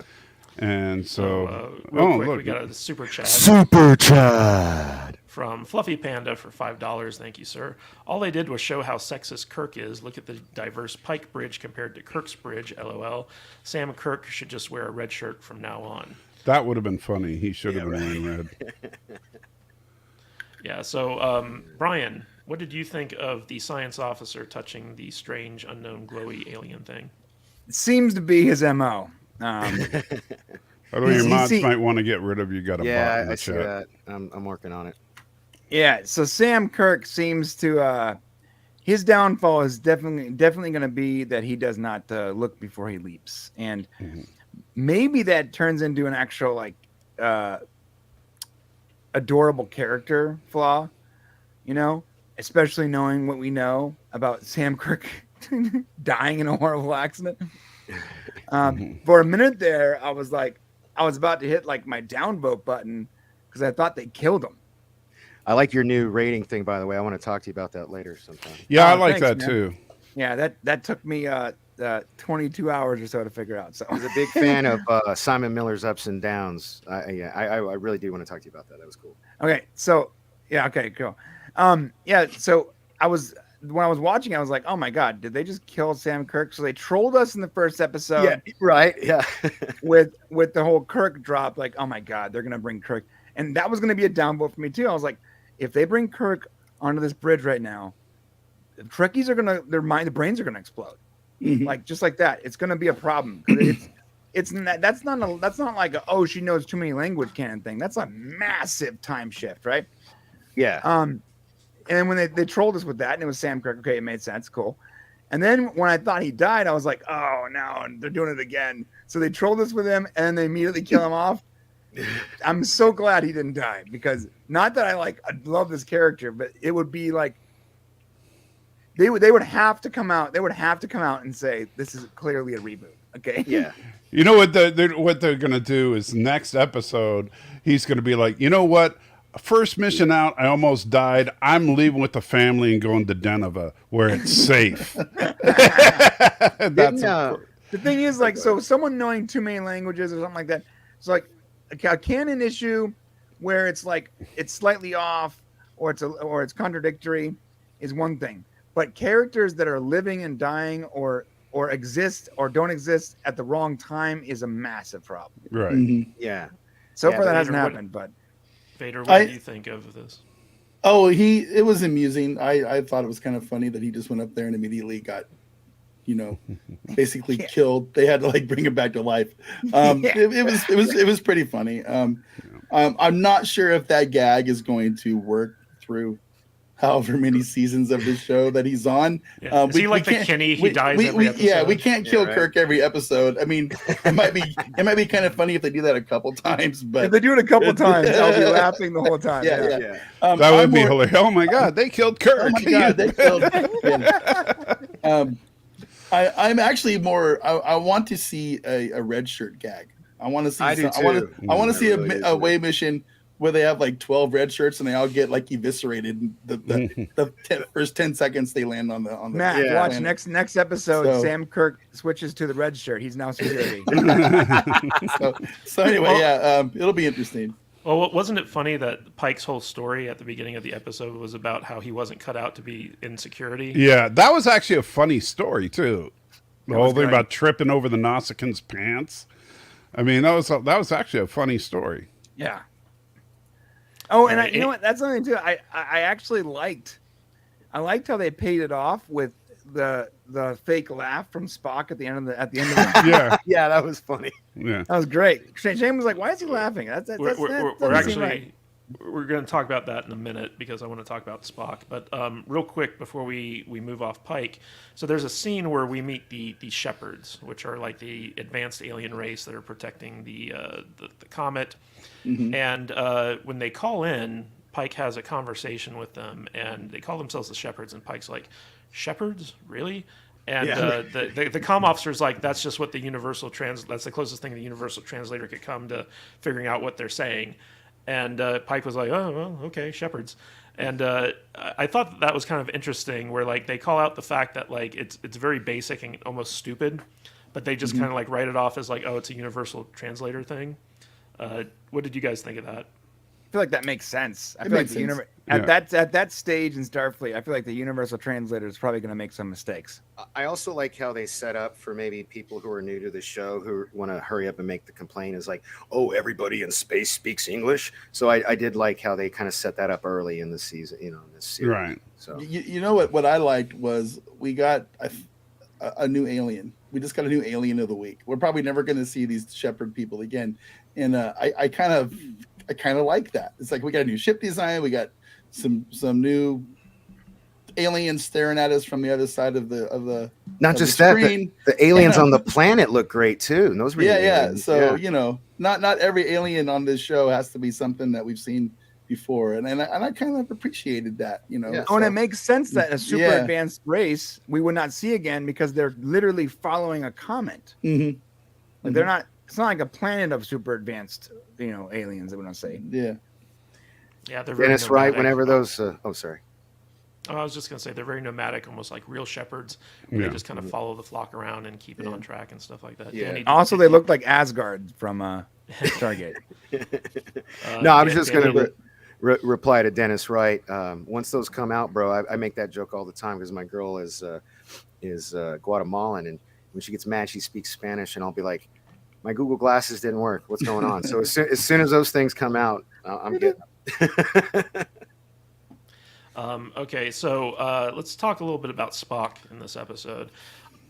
There's a scene in this episode where Spock attempts to give her a little pep talk, and it doesn't quite go the way he plans it, and then he kind of recovers. So I want to know what you guys thought of Spock's pep talk. Let's start with you, Brian. It was a very Spock thing. Like he's trying to help, but his pep talk sort of sucks. And then when she says basically that his pep talk sucks, he's like, "Well, I mean, that wasn't really the intention." I mean, it works. I was the first one to say I hated Ethan Peck Spock in Discovery. I don't like the actor. I don't like the person.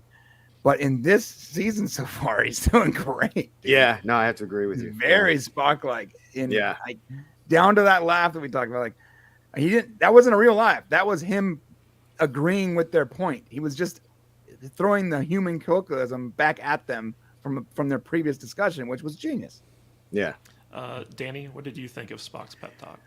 I loved that scene because it was very, very Spock. You know what I mean? Like he gives what he consider what he he even said he'd been practicing the pep talks or whatever, and she says something like, as far as pep talks go, like paraphrasing, that one sucked, and then he starts to, like, instead of going over something he rehearsed, they start to have a genuine conversation about how it's safe to assume that as this is your first away mission, this is probably also the first time your life has been in danger, and he goes into that one, and then when and without even trying, he actually gave her the pep talk he wanted to, and then she goes, that one was a little bit better. That felt like old Star Trek to me. I love that scene. That was one of my favorite scenes, to be honest. Michael, what did you think of the pep talk?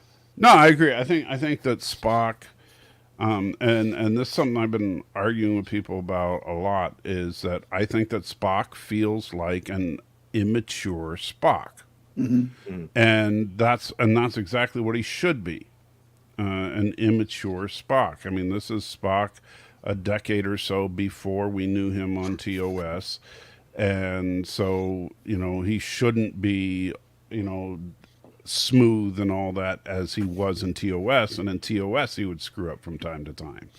So yeah, I think he's Ethan Peck is doing great in the role. I still thought he looked better with the beard, but We certainly look better with a beard than he does with these weird ass sideburns. God, yeah, The sideburns are super distracting. they are. I really hate those sideburns. Yeah, me too. You guys want to talk about hairdos? This show, yeah. Sideburns. Yeah. Haircuts and sideburns. I'm out. I'm turning Yeah. it off. Yeah, I This can't take show the show sucks. anymore. The sideburns. It's not a criticism. It's more like I just don't like them. Those Yeah, sideburns are non-canonical. Vader, what- We don't know what Listen, young Spock clearly looked in like. the original series, season 2, episode 47, Spock denounced those sideburns. So he should not be having these sideburns in this show. No, I'm joking. Actually, Yeah. bro, I looked up the sideburn thing because someone was telling me that that the reason why the sideburns weren't like that on Leonard Nimoy is because he couldn't grow a beard, and I was like, that can't be true. It's totally went- not true. I went and looked it up though, and apparently he had shaved so far up on his face that they when he first started the show that they had to actually bring his hair down and shape the sideburns because he had shaved too high up at home, and so that became the look of his because of his mistake in the third episode. Vader, what did you think of the pep talk? I thought the pep talk was fine. I actually really kind of thought it was amusing. He seemed like these guys said, a young Spock to me. Yeah. I've been kind of hesitant about this version of Spock through their stuff on Discovery in the first few episodes of this show, but I think I'm starting to warm up to this Spock a little bit. Well, he's certainly better than Quinto. Oh yeah, I for agree sure. with that wholeheartedly. I'm starting to see Spock here, and I don't know if that's a good thing or a bad thing, but I can tell that he's trying to, summon his inner Nimoy at times, and and he's also trying to make the character his own a little bit because he has to do that. And but I'm enjoying this. I like this so far. I like what they've done with this character, and I like this version of it. So yeah, and the pep talk was fun. It's like he said, this is a younger version of Spock. It's Spock trying to learn his place in the universe. So yeah. I'm in so far. Yeah. Good stuff. Yeah. So I had the second thing I wanted to talk about Spock, and Brian already kind of touched on it, which is like, how in every Star Trek episode with Spock, there's always like some human thing he doesn't understand. Then by the end of the episode, he comes to understand it, and it enhances like him as the human side of his character and stuff like that. So in this episode, We there's gotta this show thing my about mom the sideburns. so like in this episode, there's a thing about laughing at tragedy, and Spock doesn't get it early on in the episode where he's like, this was something horrible. Why are we laughing at it? And the humans explain that sometimes things just go so badly that the only thing you can do is laugh. Because That was at the dinner scene, right at the beginning. Yeah, that was at the dinner scene at the beginning. And throughout the course of the show, this is kind of brought back up where like, like when they're facing certain death on the asteroid, Uhura kind of points out like sometimes things go so badly you just have to laugh, and Spock recognizes that. And then at the end of the episode, you hear Spock laugh over the comms as he's doing his maneuver. And the entire bridge crew are like, Spock, why are you laughing? And he's like, sometimes things go so badly, you just have to laugh. Then the shuttle should have exploded. So, It wasn't a real laugh. Come on. well, here's my thing, though, right? So, like, the purpose of that was to communicate that Spock finally got the reference, right? Right. Yeah. But the thing is that when he did that, his plan was working. So like things weren't going badly; they were going exactly as planned. And so when I was watching that, I was like, that kind of undercuts the kind of message of that, because his whole plan was to get that hunk of ice to break off naturally, so that the comet would reverse course and not crash into the planet. And so like when I was watching that scene, I was like, this is really weird because it doesn't seem congruent with what the message of that moment was. And I wanted to get your guys' take on that. Matt Vader, what did you think of that? Move on to the next guy. I don't really have much to say. I'm sorry. All right, Michael, what did you think of that? Well, that's why I say it should have been, sometimes when things are so bad, you just have to laugh. And then kill Spock. Captain, there's no longer any life signs. That should have been the end of Spock right there. Or like something bad should have happened. Yeah, or Captain, he's lost his... So, something should have gone wrong with the plan, and that's when he should have laughed. Danny, what did you think of that? So maybe, so at the end, they determined that whether Spock did his thing or not, like it was in the report from Uhura at the end, it was going to break that piece off anyway, apparently. No, it wasn't. It wasn't? No, they knew Spock was going to come. So anyway, no, it was communicating what it needed to happen. Okay, so I don't know. Maybe there was a point in time where Spock thought he was going to die, and then he got through it, and he was like, "Whew, I get it." He was sweating in that shuttle, which is But things didn't go badly. Is my point? Right. It basically right, but like in the moment, he could have thought that they were going to go badly, and he felt like the human emotion of like anxiety or. But he did it after he succeeded. Well, maybe he felt that, and then when they opened comms, he was communicating that he felt that anxiety. But he wasn't actually laughing. He laughed. No, it was a total fake laugh, like when Data was, which was fun, which was funny. It wasn't like when he laughed. It's okay. So it's like I saw this in the chat, but I was thinking this too. It's a very Data type thing to do, right? Yeah, totally. To where he's trying to understand human emotion and when to laugh and when not to laugh. Are we cool with him doing some Data-isms in this show? Does Data it was apply? based on Spock. Data was totally based on Spock. Yeah. So reversing that, or is that I don't know. is that where we're going with this? You guys, yeah, I think so. I'm sorry if you weren't whoever you were asking that, but I really like whoever brought up the comparison to Zachary Quinto earlier. Well, we do have a blind engineer, so we could have Spock talking to the blind engineer about including the Kittleys, and then we'll be in full circle.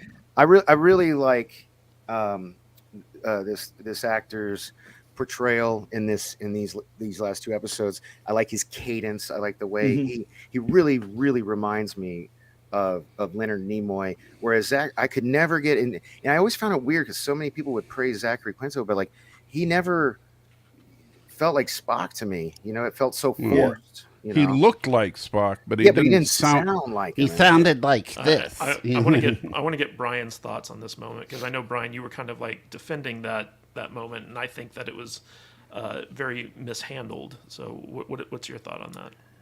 Yeah, I don't think it was mishandled. I think that maybe because there wasn't enough explanation, and I did complain about this on my show. I said there needed to be, when the thing showed like the big piece breaking off and all that. I don't know why they didn't show what Spock actually did. Like, they showed him doing stuff, but it didn't actually show the process of what he was trying to accomplish. They had to then show what he accomplished at the end. But they had a big graphic sequence anyways that showed him going through it. They should have just shown exactly what he did. And then they could have also, during that time, could have shown his tension. And it would have made more sense for that fake laugh, because he felt like maybe he felt it was not going well, and Brian, it worked out. They did show exactly what he did, though. They showed the first part. Yeah, I was just about to say that. No, they didn't show exactly. They showed him doing stuff, but we didn't see the big piece break off. And all what that. was it he did? He did some kind of radiation from his shield and so flew basically around it, and that's why he heated his shield up, and as he was flying around the asteroid, he was melting the ice that would break off enough mass to adjust the course of the comet, right? Right. So, but they weren't expecting that much of the comet to go into the planet. Yeah. And so they could have acted like that was a problem. Well, I can't even wait to talk about the planet part at the end with the moisture. Real quick, Dennis Wright, 99 cents super sticker. Thank you, sir. Sticker. Appreciate Was that better, Vader? A lot. Yeah, dude, that much better. Okay. All right. So I thought that they explained what Spock was doing pretty well. Yeah. I mean, it was in the middle of an action scene. They were trying to like surprise the audience, so like they did it as best they could, I thought. Although I do understand Brian's point. I mean, I would have loved that, like one shot of Spock like showing like some type of fear or anxiety type of thing. It would have been kind of cool because he's a younger Spock. They kind of showed a little bit of that when he was like flying through like all like the debris and shit. Oh, but go ahead. Sorry. Oh, well, one thing I want to say is that, because since we're talking about the shuttle scene, I did really appreciate, and I didn't catch this last time because I know they did show the shuttle in episode 1, but not the detailed interior of the shuttle. And I really dug the fact that when Spock was piloting the controls, the control layout was the same as the original series layout, just up to date. You saw that globe there to the side. The controls were in the same place. They were just updated. Same but they were the same transporter room. But they were the same controls. And yes, I like really everything else. I like really the ship, appreciated like the tricorder, that. like the engine room. Yeah, everything the transporters. With the three things you slide up, it just happened to be digital instead of analog. That's my biggest thing about this. Is everything here so far is an updated, better looking version of what we already know, and not their unique version of what they think it should be, and that's really important to Star Trek. It's not like the Apple Store we got from the J.J. Abrams. What did you guys think of the Ortega maneuver? Oh, the Ortega I thought it was evasive Ortega Alpha 1 or whatever. Yeah. I thought it that was a good maneuver. Yeah, I thought you know what I immediately thought of? Hugging the donkey. That's what I thought of. Yeah, me too.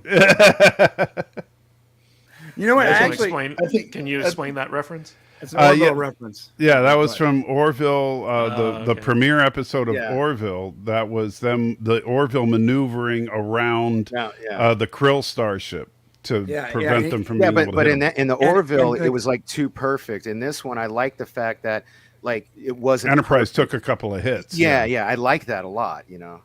But it was the same thing where Captain Ed basically said the same thing, like, "Hey, you're the best pilot. Figure it out, right?"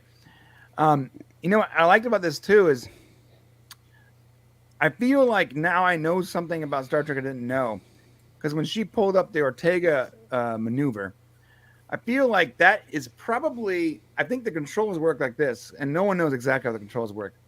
But let's they have physical buttons, right? Back in the day, a big argument for physical buttons not making sense would be you would need just so many buttons to do what you have to do, unless the buttons change based on the maneuver or layout, the same way like macro keys change. Like, I don't know if you guys use macro keys, but I Right. use a macro key. I have profiles where like, oh, I'm playing video games or I'm editing or I'm whatever, and I press a button and all my keys change to that specific task. So when she said loading, when she said the Ortega maneuver, I thought in my mind she's like loading her profile Version up of- for that Yeah. very specific maneuver or that specific task. Yeah. Right. Very Like cool. all the maneuvers you would do in a starship are pre-programmed. Right. So you could not, there wouldn't be enough buttons to do what you have to do unless the buttons change depending on your task or maneuver. No, which makes no exactly. sense. Or Yeah, you're Will Riker and you pull out the manual steering column. Oh Yeah. God. Hell yeah. That would have been a major criticism for me. All right. So I want to talk about the thing I have the most amount of salt for with this Oh, episode. here we go. And so, like, the central theme of this show seems to be like, can Captain Pike escape his fate? Is he destined to, get deformed in that in that scenario where he saves all those lives, and he's essentially dead? He's relegated to that chair for the rest of his life, and that seems to be like the ongoing meta thread throughout the course of this season. Right. And in this episode, when they deal with like the asteroid, essentially the shepherds believe that everything is preordained, and these asteroids are whatever the temple is at the core of the asteroid is like a god, and there's fate involved, and wherever the asteroid goes and whatever it does is always meant to be. And at the end of the episode, they basically, and I know Brian might have an issue with this, but they basically state that the asteroid knew that the Enterprise was going to interfere and that Spock was going to do his thing and that the ice was going to break off and it was going to seed the planet and the asteroid was going to continue on its course.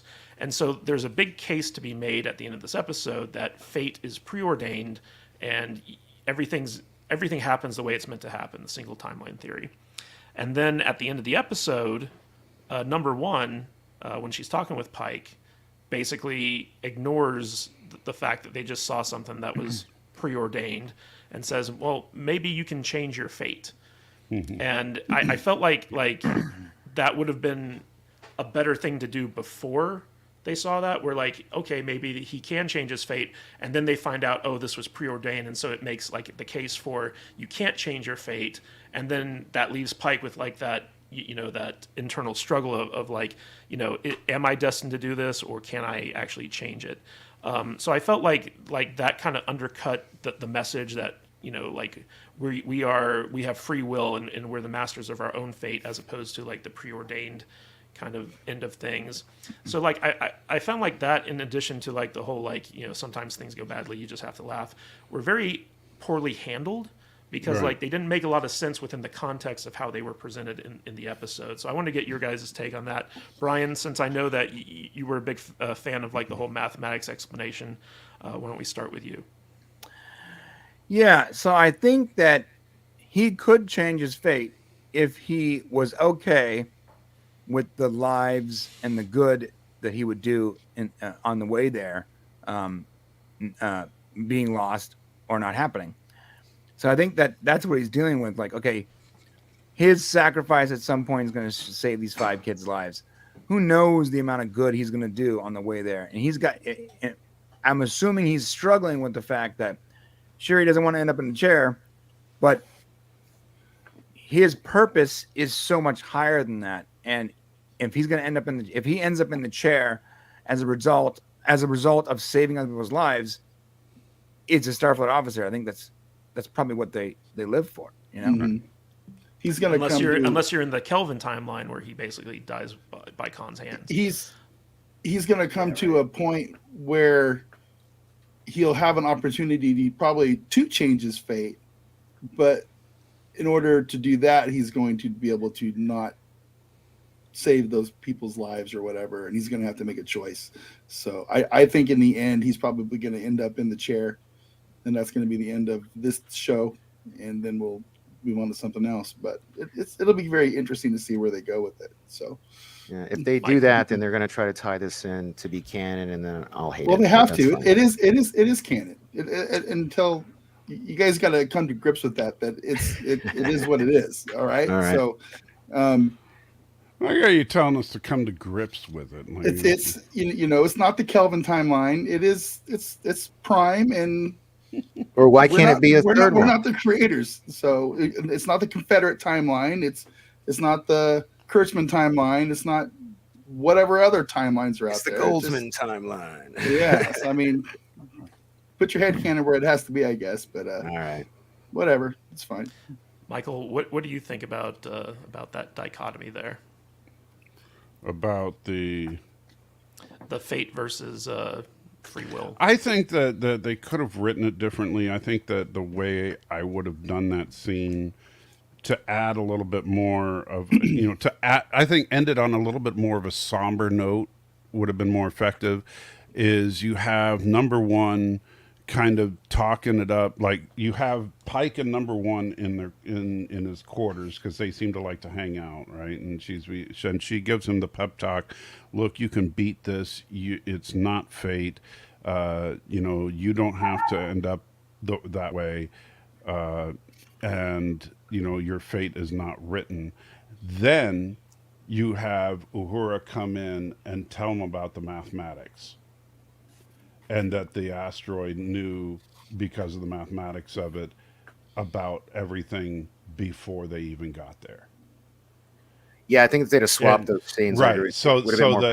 So after she's trying to convince him that he can beat fate, they find out that it was fate that they helped the asteroid seed the planet. And then maybe they exchange an awkward, maybe they exchange an awkward look with each other during the report, And so that would be a way to end the episode on a more somber note. But that would just be a more effective way to end it. I 100% agree with that. So guys, let's talk a little bit about the elephant in the room real quick. Can I just say one thing about the last thing? Did anybody else notice when she said that it was straight lifted from Terminator 2? Like she said, "There's no fate but what we make," or something like that. It was like straight I didn't up. catch that. I didn't. It was. That. Oh wow! Like, correct me if I'm wrong, Chad, but I'm telling you, like when I heard that, I was like, "Oh wow! I guess the writer was a fan of Terminator 2," because it was like exactly the same thing that. Well, I think Terminator 2 took that from Socrates or something like that. Oh, okay. No fate enough. But what we make. Man is in charge of his own destiny. That type of thing. No, look at the big brain on Kadish. So the big elephant in the room here is this a bait and switch? Are they giving us what we want to kind of lure us in, and then are they just going to take a huge shit in the bed?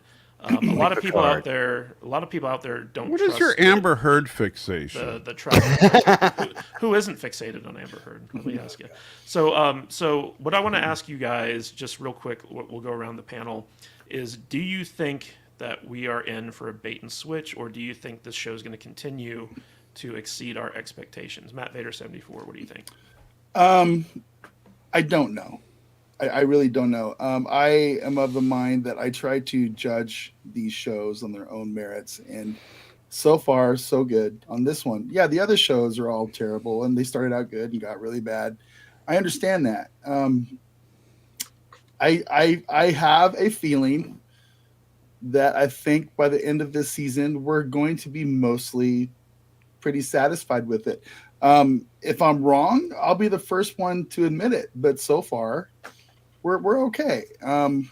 Let's judge these shows on their own. You know, I mean, let's give them a chance to maybe try and correct this shit before we all just start bitching about bad fucking haircuts. Okay. Yeah.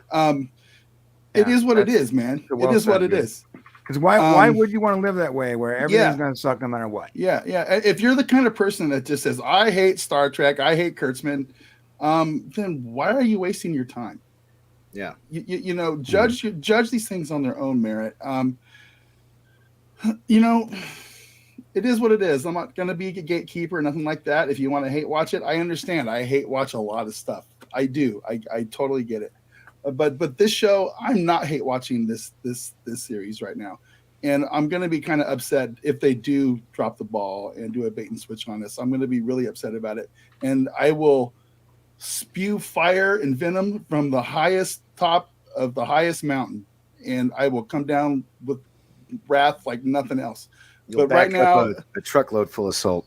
yeah, but right now I'm okay with this show. It's not heavy-handed. It feels like Star Trek, and it is it is what it is. So far I'm in, and if it's a bait and switch, then that's too bad on them, and I will be upset about it. But right now I'm good. So All right, Michael, is this a bait and switch?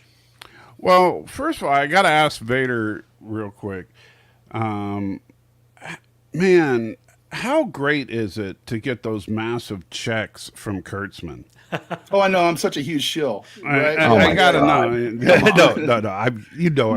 No.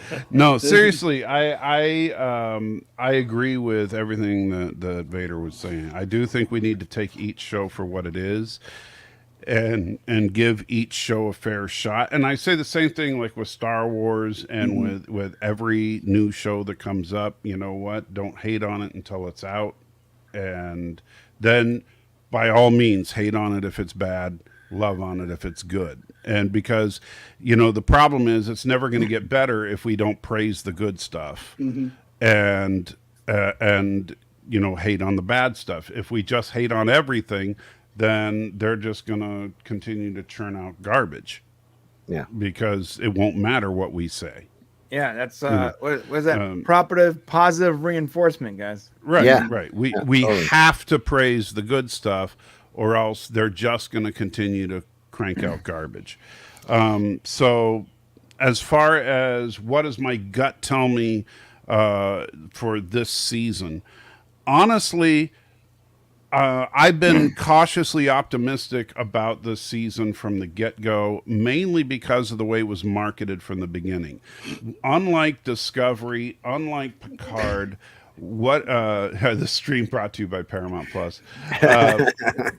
Unlike Discovery and Picard. Hold on. I wish. All right. I wish. Yeah, that would be nice. Yeah, right. I would love to get. I would gladly take their money. They'd It's stop definitely not. striking us, But yeah. just so you guys know, $9.99 a month, 2 free week trial. Go check it out. Anyway, No, I would. Or just DM me. I'll give you my password. Yeah. If they when they first put out the earliest marketing materials for the show, when they first announced Strange New Worlds, before they had any clips, before they had any real images from the show, and they just had the only casting we had was Anson Mount, Ethan Peck, and Rebecca Romaine. And what was it they were saying? Hey, fans, we heard you.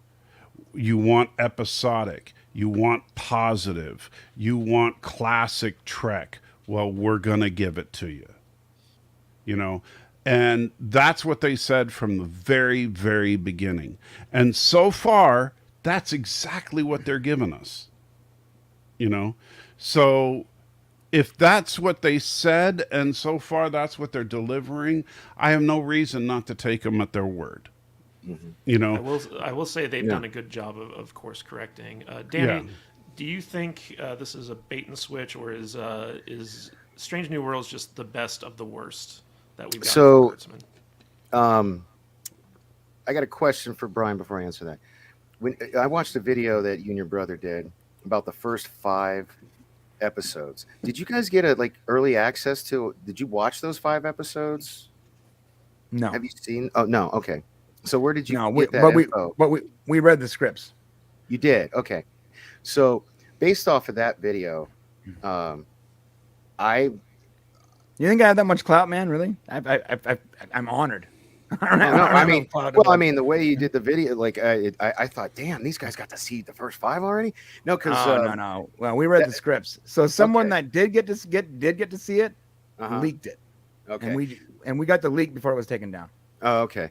Well, I feel like this is not going to be a bait and switch, and if it is, it's not going to be within the first 5 episodes, based off of Brian and Shane's reporting, I guess, for lack of a better word. It's I'm so happy. I mean, as far as the best of the worst, that's a low bar. I feel like it's easily the best of the worst, but I also don't think that's fair. And I really hope at the end of the season, we're all going to be like, whew, thank God this wasn't like Picard, because you know what?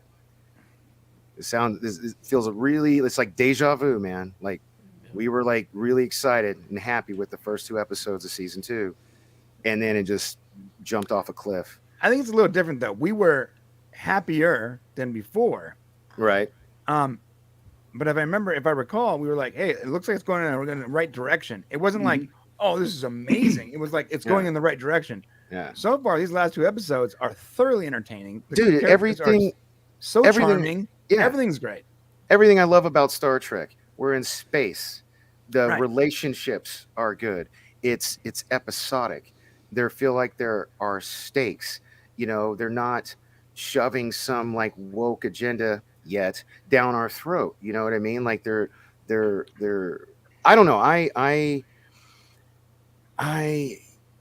you know, I also want to say Fluffy Panda ought to, you know, consider changing the name to Salty Panda, because man, you're just flaming us in the chat. But it's all Fluffy's just hardcore today. But yeah, right. That's all, Damn, that's all Fluffy. good. Yeah, right. But yeah, I don't wrap think it it'll up, be a Danny. bait and switch. Yeah, I don't think it'll be a bait and switch, to answer your question. Okay. So, Brian, I feel like the message of this episode, sometimes things go so badly you just have to laugh, is like a metaphor for all of Kurtzman Trek. What did you think of this? Like, is this a bait and switch? Do you think, you know, since you've gotten to see the scripts for the upcoming episodes, does it remain at this quality or not? Yeah. So from what I read, so first off, every episode stands on its own, so it is episodic. Everything looks really good. If I had to be hypercritical, I would say in the 5th episode, there might be a little preaching. There might be a little bit of preaching in the 5th episode. Wait. You're saying there's going to be some society preaching in a Star Trek episode? Oh We've my never god! done that before. Oh my god! Everybody, Right. there's so yeah. So out of all the 5 episodes I read, the 5th one seemed it had more preachy elements. Uh-oh, However, that it was worries me. still a standalone episode, a standalone story. And you got to remember, every single series of Star Trek has episodes you don't like. Mm-hmm. There's Yep. episodes of Star Trek that are absolutely garbage Stop outside saying. of Discovery and Picard. But because it's episodic and because the other episodes are so good, often we look at those episodes with rose-colored glasses, like, yeah, it's a fun episode, and that's the way it is. And I feel like out of all the 5 episodes that I read, if I had to predict, if I had to put money on something, I would say the 5th one is probably going to be, it might be our least favorite. But again, I haven't actually seen it. I only read it. I don't know. Maybe it plays differently. All right. So, real quick, guys, I want to get your final thoughts on this episode and tell people where they can find you. Brian, we'll start with you. Final thoughts, and where can they get more of you? Yes. Final thoughts is so far so good. So far, super entertained. I like all the characters. Obviously, some more than others. And Uhura, what a hottie. And Nurse Chapel, super smoke show. I mean, I don't know what to tell you. Oh, we didn't even talk about her and the teasing Yeah. with Well, she was Spock, barely flirting in with it. Spock. Yeah, The but sexy Star Trek is back. I like how they did the throwback to flirting with Yeah. Spock. You know. Regardless, not, it was a good. not everyone is gay in this series. So Yeah. Right. Yeah, I like that. It's so far it was a great episode. I love the fact that it it had a beginning and an end, and there's underlying stories and there's character development outside the story, and I love the fact that it wasn't like this universe-ending event. Mm-hmm. So my biggest gripe with Discovery, outside of everything else I complain about, is that every season is the same. Something is going to kill everyone. Yep. Michael Burnham has to fix it, and I can't stand that. So what we're seeing now is a complete reversal of that. First off, there isn't one superhero. There's a ship full of superheroes doing their job, working as a team. That's their superhero. That's their superpower. Additionally, they're solving now, obviously saving a planet is not a small problem, but in comparison to Picard and Strange New Worlds, those are small problems. Yeah. And that's what I want to see. So far, so good. And if you want to find me, please, my friends, I just put a video out. In fact, I had to delete it and re-upload it while we were talking because subtitle glitch. Go check out my new video if you got a chance. It's all about season 3 of Picard, and I think you might find it interesting. I love all your stuff, man. I'll definitely check it out. And we have the final, maybe, super chat. It's from Fluffy Salty Panda, $2. I'm saving my full salty form for the Babylon 5 reboot. Okay. Oh, you're gonna need all the salt for that. I've been reading up on that. Everyone's talking about Babylon 5 like it's this star on shining mountain or whatever the term is. When that show comes out, I fully expect the salt to be flowing. I never liked that show. I know. Oh, I love that. It didn't get good until season 4. But So the problem with that show is there's too many damn episodes. I've been trying to watch the first episode. I got like 8 episodes. And I'm like, how long do I have to watch this before I start liking it? Because everyone tells me, oh, you're gonna like it at some point. Well, I'm 8 episodes in, and it's like it still is very slow. Wow. Brian, you haven't seen it? Once Bruce Boxleiter gets into the series, it picks up. Danny, where can people find out more about you? What are your final thoughts on this episode? And also, just a reminder to everyone that Danny's Nerds Never Say Die video is dropping on our channel tomorrow morning as well, if you guys want to check that out. Sweet. Anyway, go ahead, Danny. No, thank you again very much. So people can find me right there on all of the socials. The event that Katie was talking about was actually thrown by the charity I'm the marketing director for, which is the Las Vegas Cosplayers Alliance, where they were raising money for a charity I started, unfortunately, right before the pandemic hit. So even though we're a Nevada nonprofit corporation, we have not yet gotten our 501c3 because, before the pandemic, I was doing, I was rolling in the dough and I was able to invest my own money in it. And I dropped a few $1,000s, establishing it. And then by the time my attorney got back to me to send the IRS the money we needed for the 501c3, I didn't have it. And so they helped us out with that event. And so I'm excited to check out the video. You guys check out the video. We're going to try to put something together for an online fundraiser because we just need a couple $100 more to make that charity get off the ground. But Nerds Never Say Die is a very worthwhile cause. It's a mental health awareness and suicide prevention. We're trying to get rid of the stigma against mental health. We want people to treat mental health just like any other illness. If you break your leg, you go to the doctor, you get it fixed, you talk about it with your friends, you joke about how it happened, and you don't feel ashamed about it. And eventually, I hope mental health gets to the same stage. And sadly, I've lost way too many friends to suicide. Go watch tomorrow's video if you want to learn more about me. I've had some personal issues with it myself in the past, and it's a very worthwhile cause that I'm passionate about. So thank you to Kadish and Alex and all the Salty Nerds for supporting us and coming out and taking the time to edit the video. I know that stuff takes time, so thank you very much. As far as my final thoughts for the show, I'm sorry, I loved it. And I'm not a paid shill. I wish I was, but no one's gonna yuck your yum. So, Michael, what are your final thoughts? Yeah, we actually have a T-shirt that says that. Yeah. Michael, what are your final thoughts, and where can people find you? I'm still trying to figure out what yuck your yum means. It means don't poop on stuff other people like. Yeah. Oh, okay. I've never heard that expression before. It's a Judaism. Now you have. Yeah. So. It's yeah. Okay. Jude, the His fiancé? ambassador of estrogen. Do you not watch this channel, bro? I don't think he does. Oh God. He doesn't Anyway, have time. It's Just too important. kick him off. Get him out of here. Wow, really? No, Hey, he sends us gourmet salt, so we can't. yeah. Yeah, right. I can't even eat that stuff. It's vicious I salt. want some gourmet salt, dude. It's I'm a terrible. big salt guy. I have like 18 kinds of salt. You haven't had a chance to try the salt, have you, Brian? Cause No, you I were haven't. with- yeah. Hook oh, me up, man. dude. Me either, man. Hook it up. I got some black bamboo salt the other day. And you also, I'm sorry. Cost like $30 for like a little tiny bit, and I'm like, I'm trying. I'm like, this better be the best thing I've ever had in my life. And I'm like, oh, it tastes like charcoal. I don't understand the draw here. Tastes like No, I salty like- charcoal. I like super spicy stuff, and I've heard the salt you sent them was pretty spicy, right? Oh yeah. Yeah. Oh, dude. It'll kill you. Yeah. Dude, It's called dude, my insanity salt. side hustle is making hot sauce, bro. Let me try that salt, please. Oh, nice. Yeah. Anyway, Michael. Yes. So now you made me forget completely what I wanted to say. Thank you so much. Well, where can the people find you first while you? Well, you can get your- find me over my channel, Salty Trekker, here on the tubes.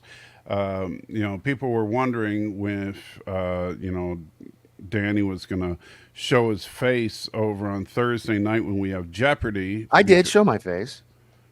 You didn't show up last week. Yes, I did. Remember, you guys gave me grief because I was showing you off the horses and where I was, and Yeah, but then you didn't play. well, I couldn't, man. I was shoveling horse manure and feeding. You were horses not and- shoveling horse manure. Well, at when the I got time. off the thing, I had to. I mean, I was busy, you know, Sure you did. stuff to do. Sounds like a personal problem, guys. I'll send photos anyway. Yeah. Send photos of the horse manure. That's what we want. Yeah. Anyway, no. We play Jeopardy on Thursdays. We watch really bad movies on Fridays, and then we atone for our sins Sunday mornings. And of course, we're here on Saturday, which makes us need to do the Sunday morning thing even more.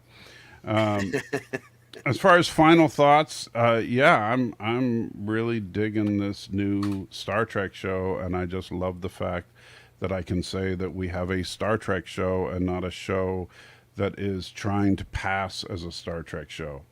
So, I'm pleased as punch, or whatever euphemism you want to call it. I don't care, but. I'm happy as can be right now. I like the Enterprise. I like the crew of the Enterprise. I like the captain of the Enterprise. I'm very, very happy. And the only thing that I'm not happy about is 10 episodes is not a freaking season. Yeah, I agree. No, I totally agree. You know. Yeah, Yeah, you're right. ridiculous. All right, here we go. Danny. Super chat. All right, $2 from JT Gunter, a friend of the podcast. Last super chat. Have a great weekend. Thank you, sir. We appreciate Thank it. you. Indeed.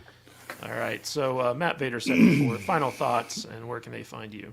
You can find me right here on all of the socials that are out there that I'm on. Mostly Twitter. Twitter. Same. YouTube, Twitter here. There was one thing that we didn't talk about that I thought was kind of funny, just really quickly. Lon, the Noonien Singh character. Uh-huh. I kind of noticed that her biggest part of this week's episode was her just staring intently back at and with a bad expression on her face. She was very angry this whole episode. Is that going to be her entire her thing, to where she scowls a lot? That's what probably. that's what I got. Yeah, So. she's the Bones McCoy stand-in. She definitely had a smaller role in this episode. Yeah, and Yeah. I you guys were all like last week. It's like I think my favorite character is going to be her, and I think she's going to be my least favorite character on the show. So, Come on. But anyway, You know it's Just- going to be so awesome. At some point, someone's going to go, Lon! And then you're going to love it. So, anyway, I'm done shilling for this week. Don't shills have to get paid? Isn't that That's how it the works? idea. That's Yeah. what I thought. Yeah. Where's So that show if, money? if I'm a shill, I need some dollars. So right, remember, well, everybody, checks. subscribe to the Salty Nerds, subscribe to the Popcast. Remember, guys, subscribe Yes. to them. They're awesome. Yeah. So And real quick, everyone. I just want to remind you all that we have a new Twitter community for the Salty Nerd Podcast. So please go and check that out. We'd really appreciate your involvement if you're involved in Twitter and want to join our community. We have a lot of good conversations going on there. And you can find links to it in my feed, and we'll also be putting it up on the saltynerd.com website. And next week we will be back here at the same bat time, same bat channel, talking about episode 3 of Strange New Worlds and other science fiction related stuff. So please join us for that. And also, I just want to thank everyone who gave us super chats today. That was very kind and generous of you guys. We really appreciate the support. We love that you guys show up for our chat and hang out with us and give Vader a hard time because his life is way too easy right now. So we appreciate all the interaction. Love you guys a lot. And I will just end with this one thing before we head out until next week. Love you guys. See you later. Stay salty.